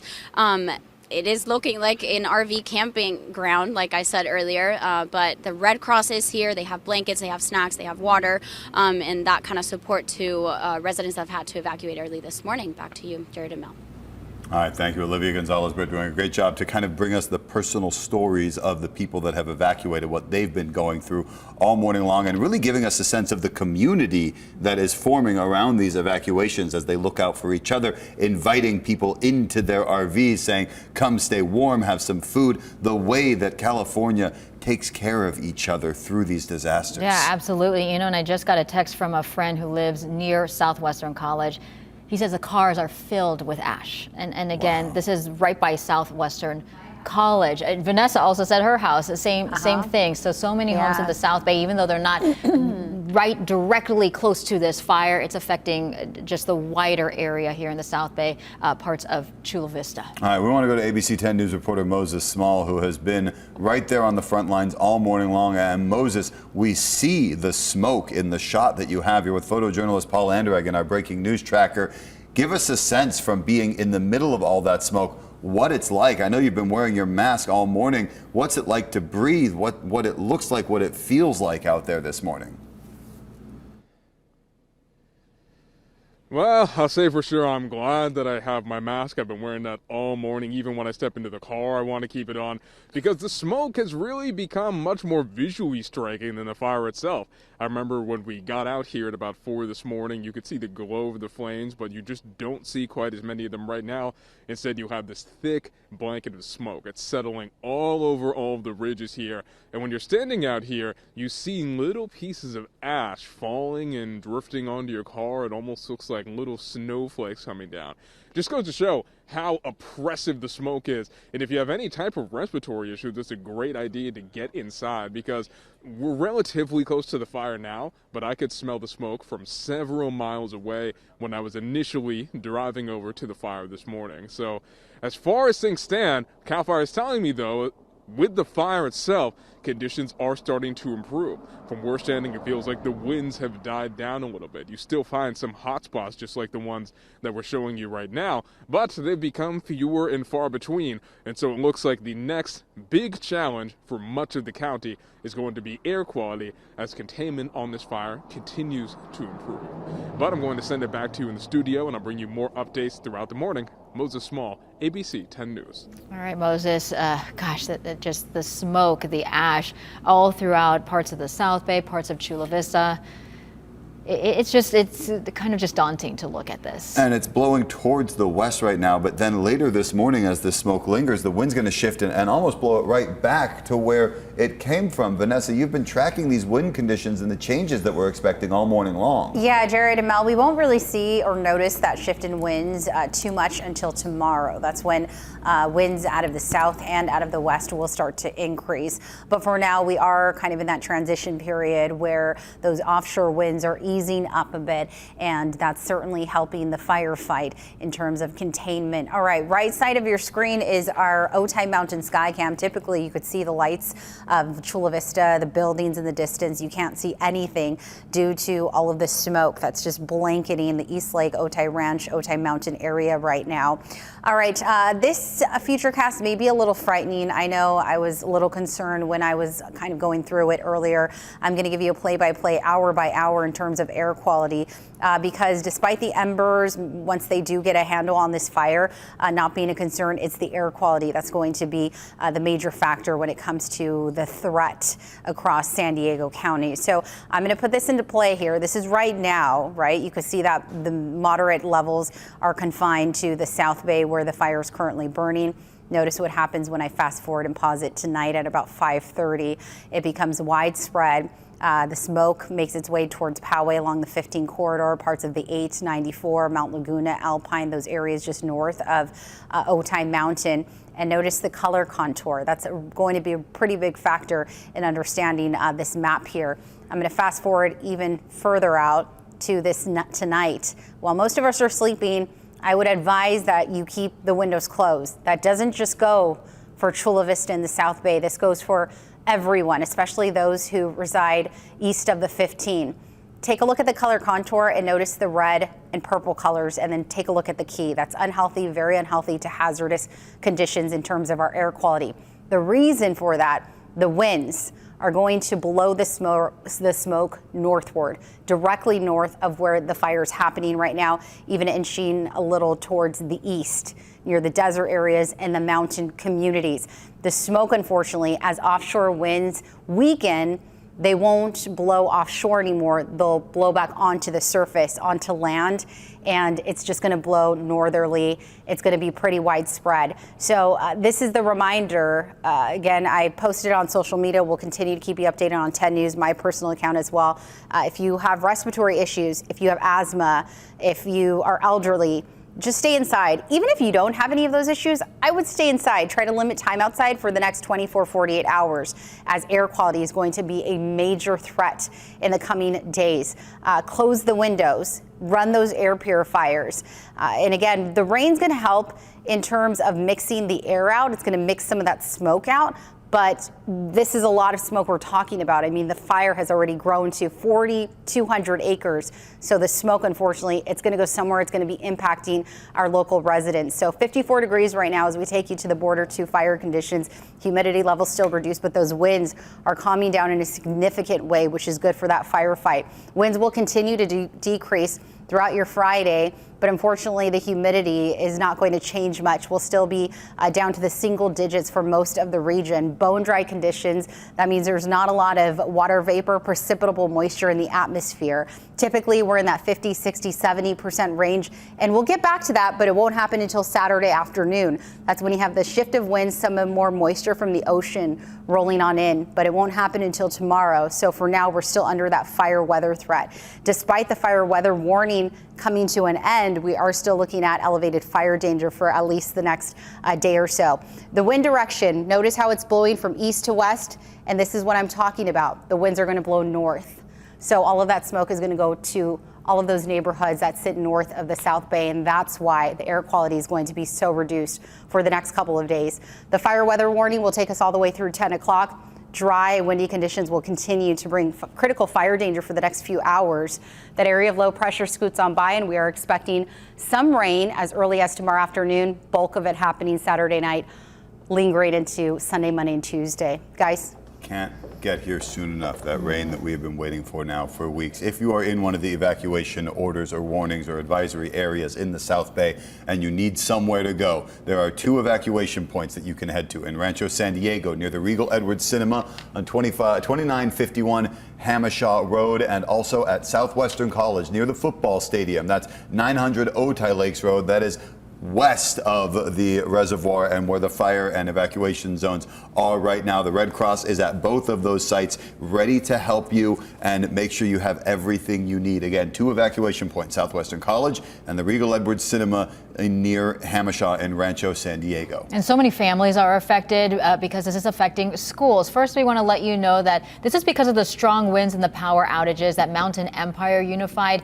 and Warner Unified School District, they are closed for today. Sweetwater Union High School District, we just got an update on this one here. So Sweetwater, Eastlake Middle, Eastlake High, East Hills Academy, and Olympian High, they will be closed today. So that is the Sweetwater School District, the middle and high school district. As far as the Chula Vista Elementary School District, several schools are closed for today because of safety and air quality concerns. That's Salt Creek, Enrique Camarena, Wolf Canyon, Olympic View, Liberty, Eastlake, Thurgood Marshall, and Arroyo Vista. So we just showed you the several schools that are closed in the Chula Vista School District. All the other schools within that district will remain open, but it is going to be on a rainy day schedule, which means recess, lunch, all of that's going to be indoors. We see how this fire in a seemingly remote area affects so many people all across San Diego. We have been in live continuing coverage since 4 a.m. giving you up-to-the-minute information about the Border 2 fire. Now 4,250 acres, 10% contained, and nearly 700 firefighting personnel on site right now attacking this fire, trying to build that containment and put it out. We will stay through the rest of the day with updates and information as we get it. We're going to be wrapping up our continuing coverage, though, in just a couple of minutes and get you back to Good Morning America. Yeah, some road closures to let you know about. Alta Road near Otay Mesa Road, that is closed currently, as well as Otay Lakes Road and Westy to State Route 94. And also, just to keep in mind, just because if you see the numbers and you notice that they continue to increase as far as containment, the biggest threat that we're now going to shift our attention on is going to be the air quality. The smoke is going to be a major issue as the winds shift direction coming from south blowing northward. So I showed you a map earlier. We posted it on social. Smoke, it's a very fine particulate matter. Just because you don't see it or smell it does not mean it's not there. And there have been studies that there could be long-term effects when it comes to inhaling that smoke. So I advise everyone, pets, kids, everyone, even if you don't have sensitive respiratory issues, limit time outside now, maybe all the way through early Sunday, even Sunday afternoon, especially if this fire continues to grow. It's been quite a week across Southern California, quite a month, in fact, across Southern California as we deal with this extended red flag warning and fire after fire after fire. Yeah, do what you can to, stay calm, be with loved ones, and take a moment to, just calm yourself, whatever it is that you need to do. And follow us on social media, 10 News app, 10 News website. We are monitoring the conditions, the statuses of the evacuations, and we will continue to keep you updated throughout the day just to keep everyone safe. Thank you so much for joining us this morning with our continuing coverage of the Border to Fire. Stay safe out there, everyone.